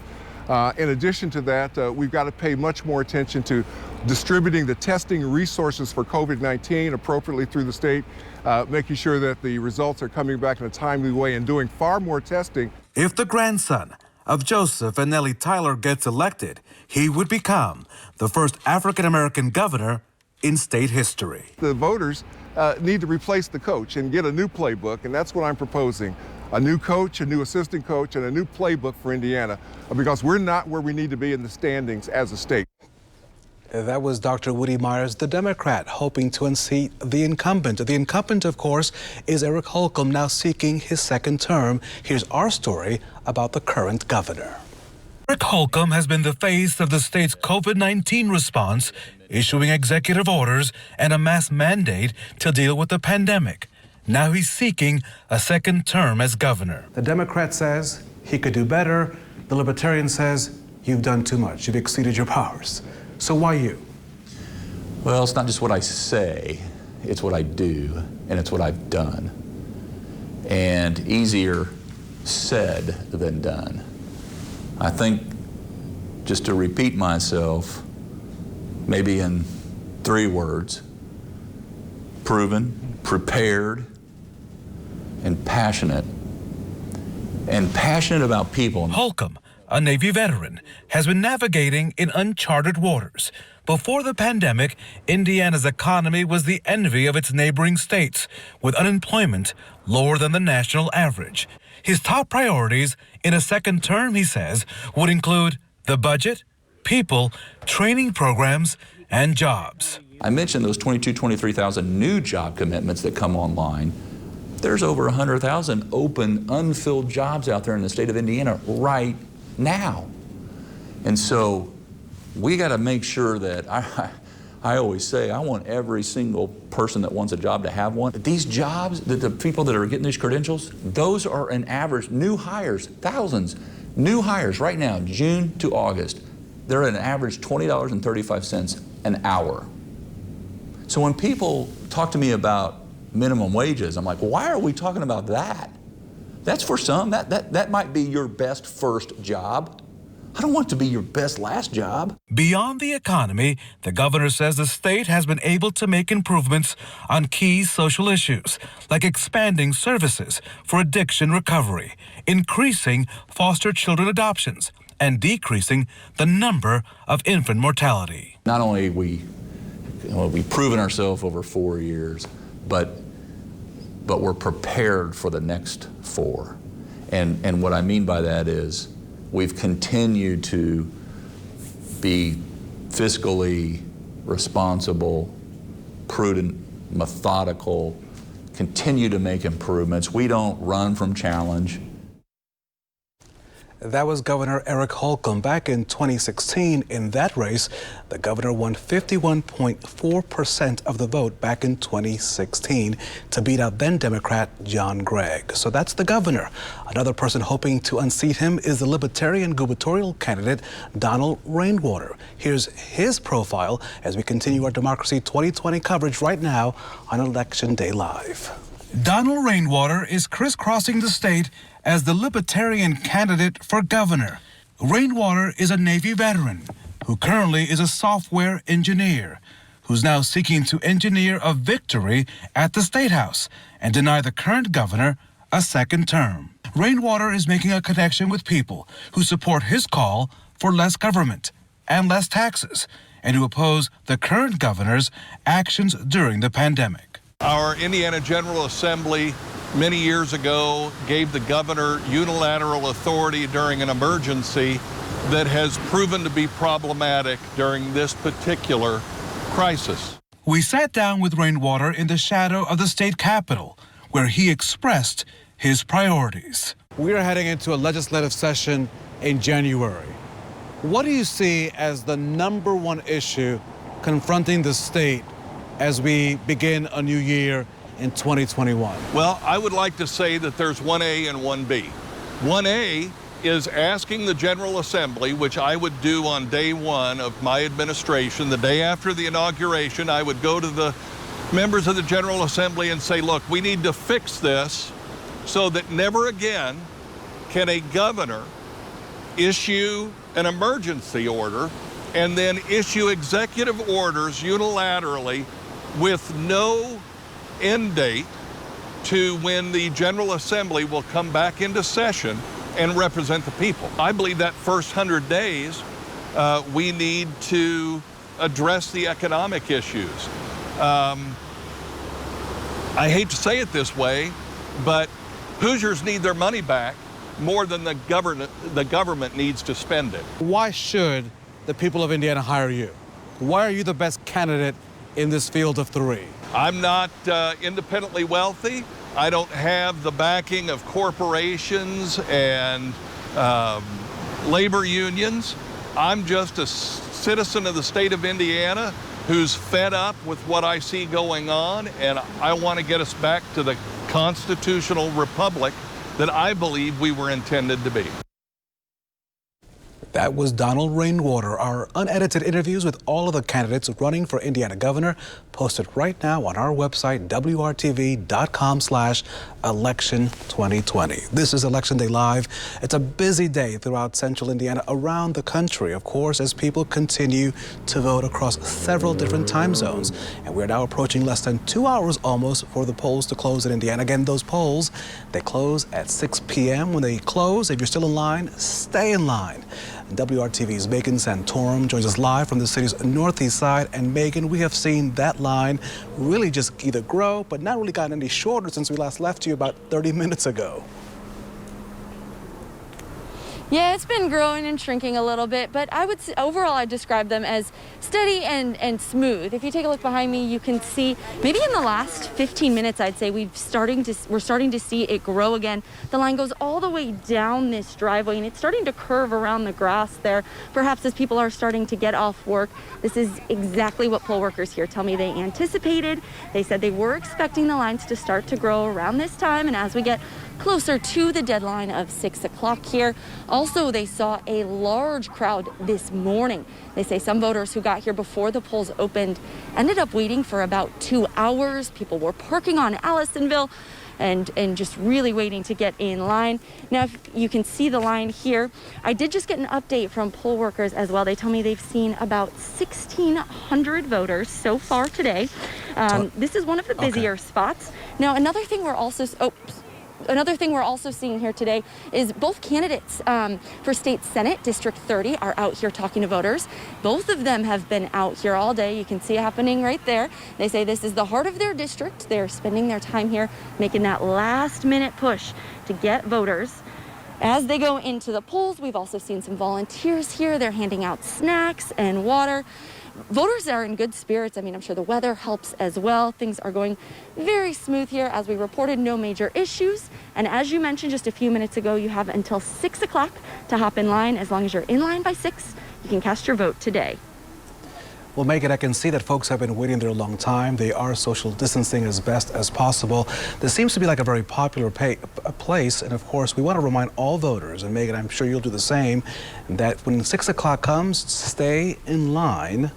Of course, such a vote can be counted. But it seems that line, Megan, has not gotten any shorter since you and I last talked 30 minutes ago. It is a popular place to vote. Have you had a chance to speak to many of the voters to see, I'm not going to judge them, but why they waited to this day as opposed to one of the many early voting days that they could have done so? Yeah, we've talked to a couple as they've been walking out. Some say there's an excitement about Election Day and they just wanted to vote today. Others have the day off, so they're able to vote today.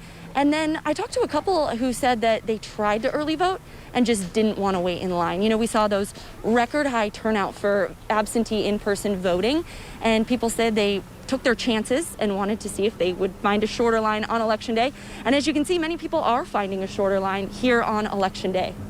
Megan, it was great to see that one lady you had there in your shot who was pumping her hands in the air saying, yeah, basically I did it, and very proud to vote. And we are very happy to see all those folks expressing their desire as to how they wish, of course, their destiny on the many issues that are confronting not only Central Indiana, but the country. Megan, we'll check back with you throughout the evening here on Election Day Live. But as you can see, people are voting and they want to be heard today, and they're doing so, and the weather is perfect. We're going to give that one to Kevin Gregory. He gets a gold star today. He always gets a gold star, but on a day like today when we have so many people out and about, of course, we have seen other election days when it's been simply miserable, either with rain or snow or a combination thereof, but today is absolutely beautiful, and you still have about less than 2 hours to go, so please vote if you've not done so. Our Election Day live coverage here on all of our WRTV platforms continues. We want to thank you, of course, for joining us on those platforms. We love to hear from you as you are exchanging comments with us and watching us at home or on your mobile device. We appreciate you being with us as we provide, hopefully, what has been an insightful and comprehensive coverage today. Now joining us via Zoom is Tony Samuel. He is the spokesman for the Trump-Pence 2020 campaign. Tony, good afternoon to you. How are you, and how do you see this day? And Tony, while you're talking, we're also seeing a live picture of the Marion County Election Services Center where they are already opening some of those absentee ballots and getting them ready to be tabulated. But good afternoon to you, and how are things from your vantage point? Hello, Rafael. It's great to be with you. Thanks for having me. Things are looking really strong for President Trump, I think, both in Indiana and nationally. Now, of course, it's going to be a close election nationally, and a lot of the battleground states will go down to within 1 or 2 or 3 points. But I think he's got the momentum. In politics, you always want to peak at the right time, and I think he's doing that. You've seen a lot of energy from him and from his campaign around the country and in Indiana. So I think things are going to look good for a good re-election for Donald Trump. Tony, we've seen many vehicle caravans in the days leading up to today, where people were showing their enthusiasm for the president. Do you think the fact that the president nor Mr. Biden not visiting Indiana will have any impact on the vote? And actually, my son Noah and I were in one of those caravans on Saturday, going around 465. It was a lot of fun. It was a lot of electricity in the air and a lot of energy and enthusiasm. And, you know, that Trump voter, as you know, I was involved in 2016 as well. And we saw that Trump voter come out, and it's different. It's a different type of individual than your normal Republican Party voter. These are great Americans, great patriots, and some people that don't normally participate in the process. And they came out in 2016 and gave him a 20-point win here in Indiana. Those people are still there, and they're happy with the job that he's done in fulfilling his promises. So they're going to come out. He did visit the state several times after he was elected in 2018, in 2017, and again, I think in 2019 to release his tax reform plan. So, you know, Indiana is very important to him. Joe Biden, on the other hand, hasn't been in Indiana, just like Hillary was not in Indiana back in 2016. There's no real energy or enthusiasm for him. There are folks that are voting Democrat because they're not happy with with President Trump. But I think we can bring those people around as well after this election. And there are plenty of Democrats and independents that supported him in 2016. I think even. And Tony, what role do you think the pandemic will hold on the vote? Do you think Hoosiers will think that the president did enough, or do you think Hoosiers will think that the president did not do enough? I think they understand that he's done everything possible. You know, he attacked this very early with closing off travel from China and then from Europe, with developing manufacturing, getting our private industry and military to mobilize to manufacture ventilators and PPE, all of that, you know, step by step, Operation Warp Speed, which has brought tremendous speed to creation of therapeutics and a vaccine that's on its way from several different pharmaceutical companies. So, you know, yes, he gets criticized. Yes, it's a pandemic. It's worldwide, and it's caused a lot of destruction to our, to lives, which is the worst part, to economies. Our economy is in better shape than those of Europe and other countries around the world, and that's why we're rebounding so strongly with a 33.1% GDP growth in the third quarter. That kind of thing is a credit to the president. American voters realize that. And I don't think they blame him. Getting back to your question, I don't think they blame him. I think folks are realizing where this came from. This came from China, and that has to be dealt with. At some point, we still don't have all of the answers, but this president has done everything that he can, and he continues to do so, and will continue to do so into the future. Tony, I was hoping that you would weigh in on the 5th District. The president did put out a tweet supporting the Republican challenger there, Victoria Spartz. As we know, Christina Hill, the Democrat, is also running in the 5th District, a seat that's now open because Susan Brooks is not running for re-election. Obviously, Republicans wish to keep that seat Republican. Since 2002, it's been Republican.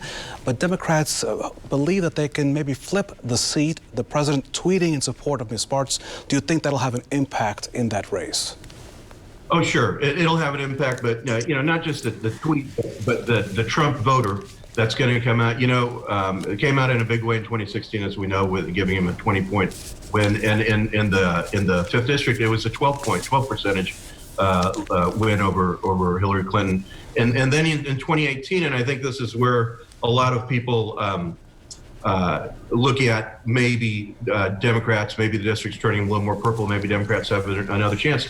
But President Trump wasn't on the ballot, and the voting dropped off by more than 300,000. Well, those 300,000 and more are going to come back out and vote to reelect President Trump. That's going to help Republicans down the ballot, and that's going to help Victoria Spartz. She's run a good campaign. She's a great candidate, and that Trump voter identifies, I think, with making sure we have a Republican Congress now, because they saw what happened in 2018. We elected across the country. We elected a Democrat majority in the House, gave us Nancy Pelosi as a speaker. Look at all the obstruction, the impeachment scam, the Russia hoax, and not being able to get things done that needed to get done, like infrastructure. And so I think the president will be rewarded for his hard work and all of his accomplishments over the last 4 years, and hopefully we'll be able to give the president a Republican Congress, winning back the House and holding on to the Senate. And Tony, finally, I wanted to give you a couple of seconds just to maybe send a message to Congressman Todd Rokita, who is running as a Republican as well for the Attorney General's position. Just as you may know, he was, we're told, tested positive for COVID-19. Just wondering if you had any message for him and his family tonight. Well, sure.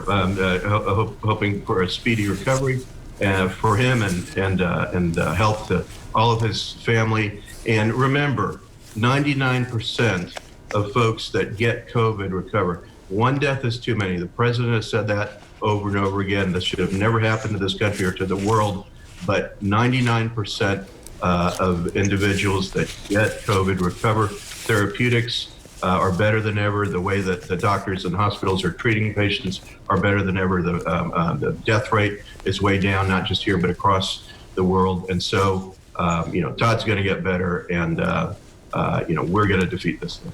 Tony Samuel, he is the spokesman for the Trump-Pence 2020 campaign. And as he mentioned, he was also part of the 2016 Indiana campaign, vice chair for the president as well. Tony, thank you so much. Best of luck to you. And hopefully we'll talk to you sometime tomorrow when we have all the results, we hope.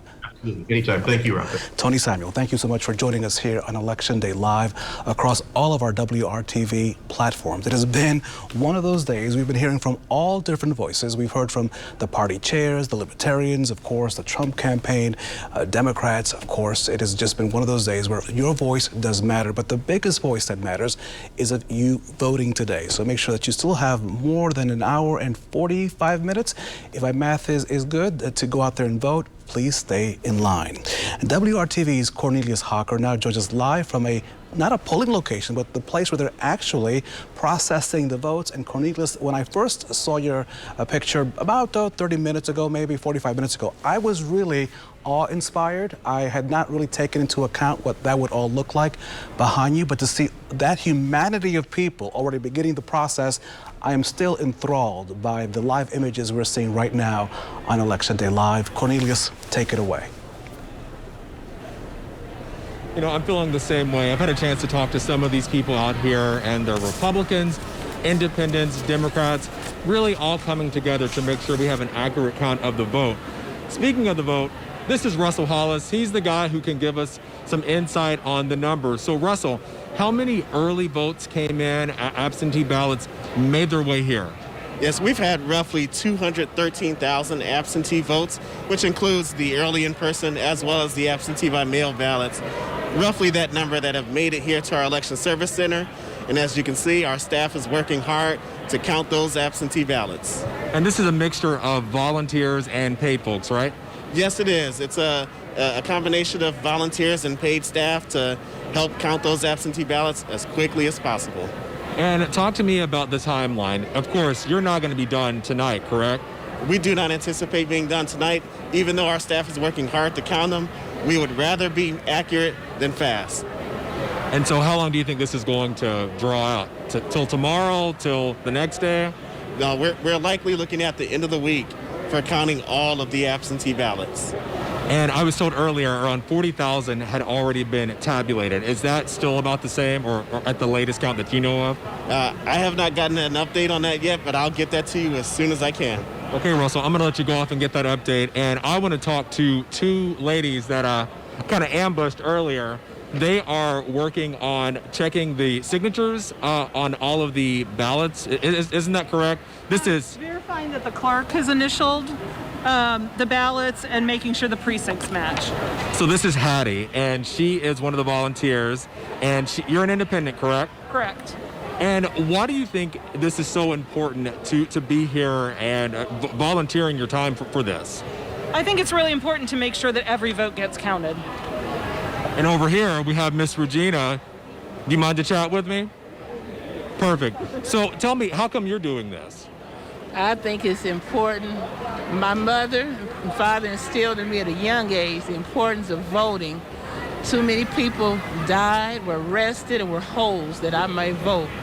So that's why it is important for us to get out and vote. I so agree with that. And I was kind of saying some of that earlier, just how many people sacrifice for all of us, black folks, women, to be here to do this. Everyone had to be able to exercise their right to vote. So once you all finish up here, someone comes and grabs them and then takes them down to the tabulator, correct? Okay, so Hattie, Regina, thanks for talking to me. I want you guys to follow me, and I'll show you where the tabulator is. So down here, we'll make a quick pit stop. This machine is actually where they open up all of the envelopes. If you voted early, you know that you had to stick your ballot into one. It is a very, looks like expensive piece of equipment, and it opens them up really fast. I saw it earlier. Unfortunately, it's not happening now. But if we come down here, this is where all of those ballots that are being checked by people like Regina and Hattie go. So they come over here. Are you guys about to tabulate some of those? Okay. We won't rush them, but we would like to see it. And so what are you all doing over here? Verifying the number of ballots that have been counted and putting them into the envelope and sealing them. 1 second. Oh, right over there. So that is them tabulating all of those ballots that people like Regina and Hattie are checking. I'm sorry I cut you off. Oh, that's fine. We'll get back to you. So first off, what's your name? My name is Gretchen Gutman. And what are you doing here, and why are you volunteering your time for this? Because it's my constitutional duty to vote and to volunteer. And what exactly are you doing? I know you tried to explain it, but I cut you off. After she's done counting the ballots, then we verify them by the number and put them in the envelope and seal them and put them in this box in case there has to be a recount. Yeah. Hopefully there is no recount. There's no repeat of 2000. I was only 10 then, but I've read up on it. Thank you all so much. So as you can see, so many people here, and Tony, be careful. I don't want you to trip. So we're going to stay right here. Raphael, is there anything else you'd like to know? We have Russell Hollis getting us an official update on the count of how many have been counted, how many ballots have been counted. But is there anything else that I can tell you about? So, Cornelius, let me just say that only you, with your southern hospitality, could interrupt anyone and make it look fantastic, by the way. That's one. Two, your tour of the voting center, absolutely fabulous. I do have a question for you. Are those folks that you see there in the room right now, is this the AM crew? Will they get replaced later this evening, or do they stay there until the very end? I'm not sure if you know the answer or not, but I'm just curious to find out if that's the workforce that stays there until everything is counted, no matter what day or time. Now, I haven't been told officially from Russell, but I've been talking to a few people besides the ones you just heard from. And I do know that there were some people here in the morning that have left. But as you heard from Regina, she's been here since, I believe she said 4 a.m. So I think it may be up to the people how long they want to stay. Whenever you come back out to me again, I'll have an answer about that just for sure. But still, it is very inspiring to see all these folks from all different walks of life checking all these ballots and just really volunteering. Some are volunteering, some are paid, but still, there's time where there is an votes here in our state. Cornelius Hawker, thank you so much. Democracy in action, you know, that is just fascinating to watch, and to think it's just people opening up envelopes and then processing them in a big machine. But those are your votes, and your intent is now being processed through the machine, and hopefully at some point this evening, when you join Amanda Starantino and Mark Mullin some point tonight, they will have results of how you decided, who you picked to be president or congressman or school board member or auditor or coroner. So again, the process is underway. It is great to see that movement. Cornelius, thank you so much. We will check back with you here momentarily. Now, in our election day coverage, we are highlighting some of the key races that Hoosiers, of course, are deciding on right now. Let's talk about Indiana's 5th congressional seat. It's open. As you can see, much of our viewing area is within District Number 5. And that includes several counties: Marion, Hamilton, part of Boone County, Madison County, Tipton County, Grant, and Blackford counties. Incumbent Congresswoman Susan Brooks has decided not to seek re-election. Our Nicole Griffin sits down with the Republican seeking to win that seat, Victoria Spartz. After growing up in Ukraine, Victoria Sparts met her husband while in college on a train in Europe. He is from Noblesville, which is what brought Sparts to Indiana. I was young and adventurous, and with one suitcase, I came to this country for American dream, life, and build my future. Sparts, who is now a mother of two, began her career as a bank teller. Eventually, she became a CPA, a business owner, and now a state senator. I work on a lot of education reforms, healthcare, and government efficiency. As a CPA, I can bring a lot of good perspectives from business world. Now, during her campaign for Indiana's 5th congressional district, the biggest issue she is focusing on is health care. So we need to start looking how we can eliminate these barriers, provide more choice, and stop government and big monopolies controlling prices. We need to have more transparency in the system, and it can be done at the federal level because it's controls right now, most of insurance. As a businesswoman, she says the pandemic has affected small businesses more than larger companies. If elected, she wants to focus on reviving small businesses across the state. And it's going to be by lower taxes, less regulation, and better financial framework for them to grow businesses. So we have to look back and say, okay, what did we do well? How we can do better? Can we have a much faster engagement with private enterprise to deliver good vaccine, to deliver good testing that is rapid and done in a good manner faster? When it comes to improving equality, Sparts plans to focus on helping our youth. She does not support pushing kids into the juvenile justice system. Give them second chance and help them to advance them with better tools and equip them for better future, and have a welfare system that moves you up from welfare, not just keeps you and suppresses you at the levels that you always stay poor. She says her focus, if she is elected, is on getting results for the people. I'm not looking for a job. I want to do a job for the people, and I want to do it well. Working for you, Nicole Griffin, WRTV. In 2016, President Trump carried the 5th district with 53% of the vote.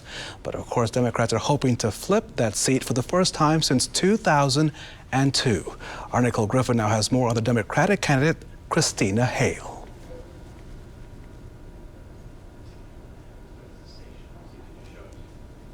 Christina Hale grew up in Indiana. My parents sent me off to school, expecting me to come home with a diploma, and instead I came home with a baby boy named Owen. She put herself through college and made her career in the Hoosier State, working for the State Department of Commerce and eventually Kiwanis International. I got to do a lot of really significant work to support children in public health while there, including launching a program to eliminate maternal and neonatal tetanus in the world. She left the job she loved to run for the State House after seeing the needs of her community were not being addressed. As a young single mom, I didn't always have health care coverage. In fact, I lived for years without it. Hale says she is motivated to ensure people have private health insurance if it's working for them, and believes they should be able to keep it. I think this pandemic has demonstrated that public health is in everyone's personal interest, and we need a public option for those people who don't have coverage today. She says the federal government lost an opportunity to react in a strategic way to stop the spread of the coronavirus by not giving states and hospitals required PPE. We could have prevented so many of these illnesses and deaths if we had avoided the politics. And I think having a nonpartisan approach to this kind of public health issue is so important. Hale says she has also been listening to business owners in the 5th District about the challenges they are facing during the pandemic. We have to make sure that our small guys, the little guys, get to stand in line first for aid as it comes from Congress. And we do need more aid. She says in order to improve racial tensions, the African American community needs to hear from its leaders that Black Lives Matter. Ensuring that law enforcement officers have body cams. I believe it's also clear that we can prevent further tragedy if we end no-knock entry for drug offenses and also ending chokeholds. She says she is running for Congress because we need problem solvers in Washington and people who can reach across the aisle to get things done. Every single bill I've ever worked on and passed had a Republican partner working with me. Working for you, Nicole Griffin, WRTV. It should point out that more than $18.5 million has been raised in this fight between the Democrat and the Republican to fill that 5th district seat. So you've met the Republican candidate, you've met the Democratic candidate. A Libertarian is also hoping to take that seat in the 5th district. Our Nicole Griffin with the Libertarian candidate Ken Tucker on this Democracy 2020 Election Day Live coverage. For 11 years, Ken Tucker taught children in Noblesville, but now his focus is on raising his 2 daughters. For the last 5 years, he's been a stay-at-home dad. Now I'm jumping into politics because I want to be the voice of the people. Tucker says he's not asking for or accepting donations. Instead, the Libertarian candidate for Indiana's 5th congressional district says he's leading a grassroots campaign. Lately, I put a big sign on the top of my car and I drive it, and it's been all over the district. The key issues he is focusing on are education, equality, and the environment. Whether it's the Black Lives Matter movement of today or being a father of 2 young daughters and understanding that our free world is not equal to them. If elected, Tucker says he would fight for wage equality. As far as the economy, he is also in favor of legalizing marijuana, which he says would create new markets in the Hoosier State. Hemp and marijuana are the future for our agricultural. My focus on the environment, I would love to increase wind cultivation. So when you look at that, that's steel, that's employment, that's jobs. I also asked Tucker about the coronavirus. He says it's important to listen to the scientists and follow the advice of experts to slow the spread. In terms of stopping anything, whether it's, the coronavirus or even, racism, it all kind of starts at home. It starts from practicing, good hygiene and practicing good human being-ism, right? People aren't born racist. If elected, the former teacher also wants to change what he calls a broken funding formula for teachers. Injecting it with even more money from a brand new taxable source would lessen the burden on homeowners and people in every district. Tucker says ultimately he wants people to know there is another option, someone he says will be the voice of the people. This has been kind of an experiment for me because it's a general inquiry of how people get elected. And unfortunately, it seems like whoever has the most money kind of wins. I don't have enough money to put signs up everywhere, but I do have time. And I think time is the most important thing that anyone can give another human being. Working for you, Nicole Griffin, WRTV. To see how the 5th district race shakes out, again, more than $18.5 million spent on that race. I want to take you to the city's north side as we now enter sort of the rush hour as people are getting off work here in central Indiana. And as you can see, this line really, I've not seen it short at all, which is a good thing, right? I want to see people voting through as long as they can, well up until it's legally possible, which is 6 p.m. We have another 1 hour and 32 minutes left to vote here in central Indiana. And this site here at Allisonville Christian Church has been really active throughout the day as people are really exercising their right to vote. And they're looking at a number of major things that will be on their ballot, including who they want to be president. Will it be Donald Trump? Will it be Joe Biden? They will also then have to pick on the governor's race. Will it be Eric Holcomb, the Republican, or will it be the Democrat, Dr. Woody Myers, or the Libertarian, Donald Rainwater? Also a number of other issues for Congress, school board members, many, many other positions which really impact daily life in our state, our city, and our country. As the former Speaker of the House, of the U.S. House, Tip O'Neill of Massachusetts, used to say, all politics is local. So while people are really focused at this moment on the big races, right, which is of course the race for president and the race for governor, the other big races that really matter are those that impact our daily lives as well. Those folks that make rules and regulations about zoning and other issues which may impact your job or the economy or healthcare, which happens at every level of government. So these folks are standing by on what Kevin Gregory has called a beautiful day in November. Who would have thought that in November, on this day in the fall, we had a frost advisory just a couple of days ago. Thank goodness it was not election day, but take a look outdoors today. In all 92 counties, Kevin Gregory reporting a beautiful sunny day, a great day to really be voting. And really the temperatures at this point, Kevin, I think if you can correct me, 55 degrees or so? 55 degrees, 65 degrees. So it feels like it's really springtime in Indiana. Rarely can we say that in November. A springtime forecast being brought to you exclusively by Kevin Gregory as we continue to, of course, cover all the aspects of what is now going to be hopefully just a record-breaking election day here in central Indiana and across the country. And we've been covering this from every possible angle. And we have so many more people to talk to in the next couple of minutes before we go to the news at 5 on WRTV. In the meantime, lines into the night and hours-long wait times to vote have led to partisan finger-pointing over who's responsible for a shortage of those early polling places in Marion County. WRTV's Cameron Riddle is working for you, continuing to get answers. As Marion County residents wait in lines for hours to cast their ballots, there was a bit of a back and forth about who's to blame for the long lines seen across Indianapolis. Very disappointed in the Democrats' response to the long lines and the complaints from voters, basically blaming us for this.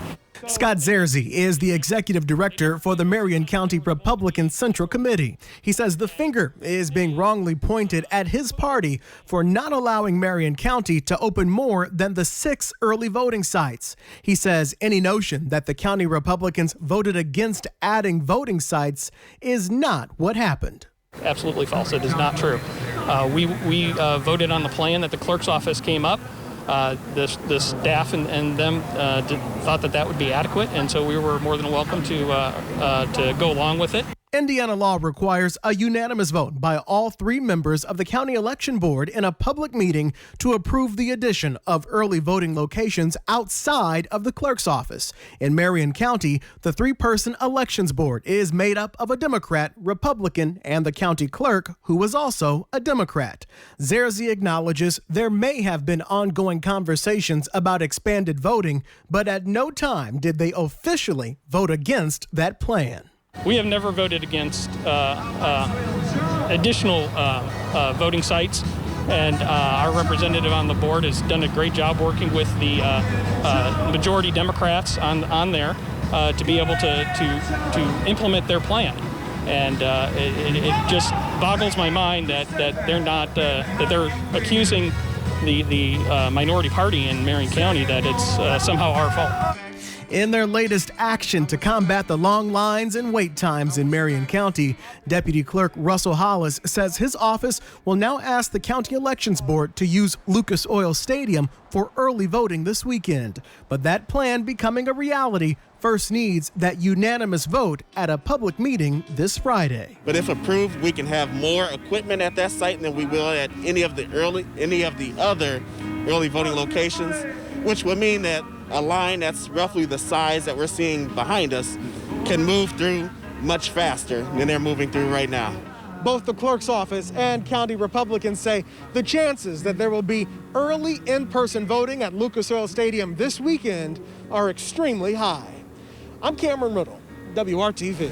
Cameron, thank you so much. You are watching Election Day Live here on WRTV and all of our streaming platforms. We welcome you as we continue our coverage late into the afternoon. And now joining us live via Zoom is Abdul Hakim Shabazz. He's a political commentator, as you know, also indiepolitics.org.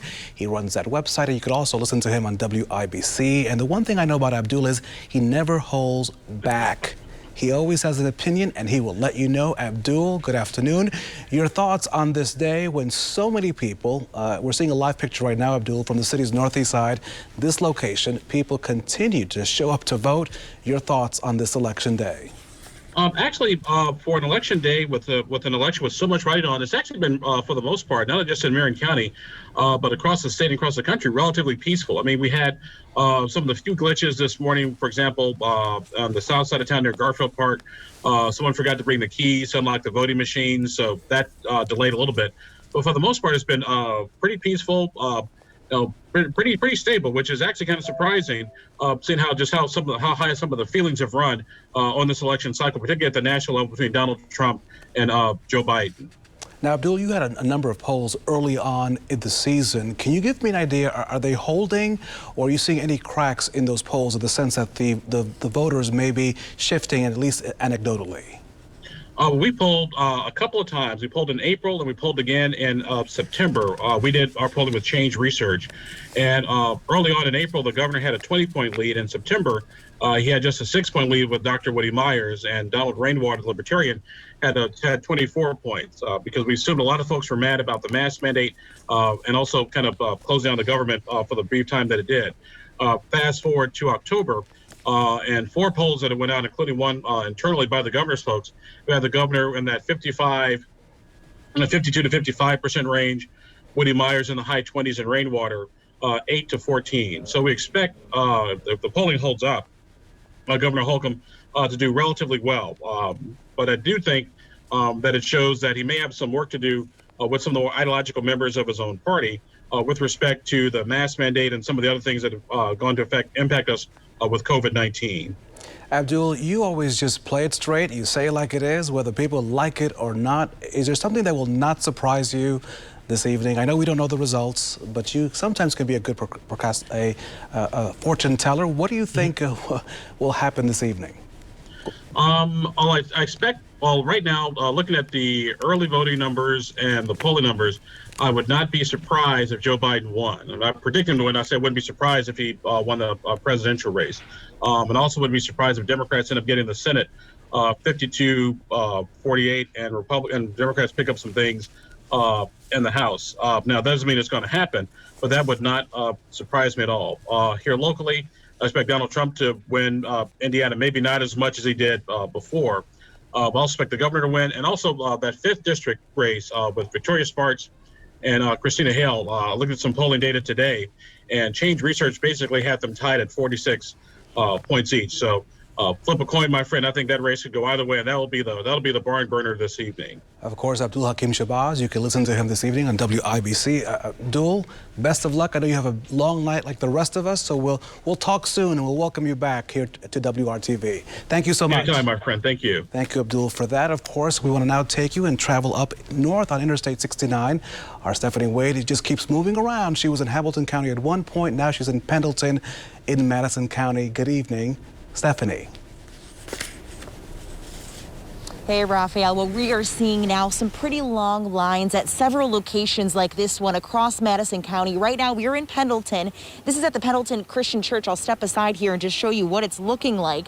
Folks tell us they have waited more than 3 hours to vote here. And again, this is not the only location experiencing long lines within the county. Now, we just spoke with the Madison County clerk, and what happened was she says they purchased new voting equipment last year. 170 machines actually, but that it clearly was not enough for all the polling locations they have throughout the county. It wasn't an issue for the primary election, but that had lower turnout. Now, the presidential election, it seems to be. The clerk calls this unacceptable, and again, people are waiting up to now 4 hours at some other locations. You can see the line is wrapped around this church here. Now, the polls do close at 6 p.m., but we are told by the clerk that anybody who is in line by 6, they will be allowed in and allowed to vote. We're going to go try to speak with the clerk here up in Anderson pretty soon, but that is the latest we have here from Pendleton. Back to you, Raf. Stephanie, I'm just wondering if you could share with us, of course, we're seeing more people here that we saw in Hamilton County. Do you know what the difference is, why we're seeing more people in this line as opposed to in Hamilton County? Just, I know you may not know the answer, but just was wondering if you had any observations. Well, again, it's just from what the clerk said that they're experiencing those issues of not having enough machines inside here. Again, they bought some new ones this year, but she says they just do not have enough for all the locations. They were planning on having actual voting centers designated throughout the county, but that did not get approved. And so now they had returned to the typical polling locations that they had for the previous presidential election, but then they didn't have enough machines for all of the people that are voting here. So that is why we're experiencing these long lines. But I wanted to see exactly what they're planning on doing now to remedy this, or they're just, people are going to be stuck here until way after 6 when polls are supposed to be closing.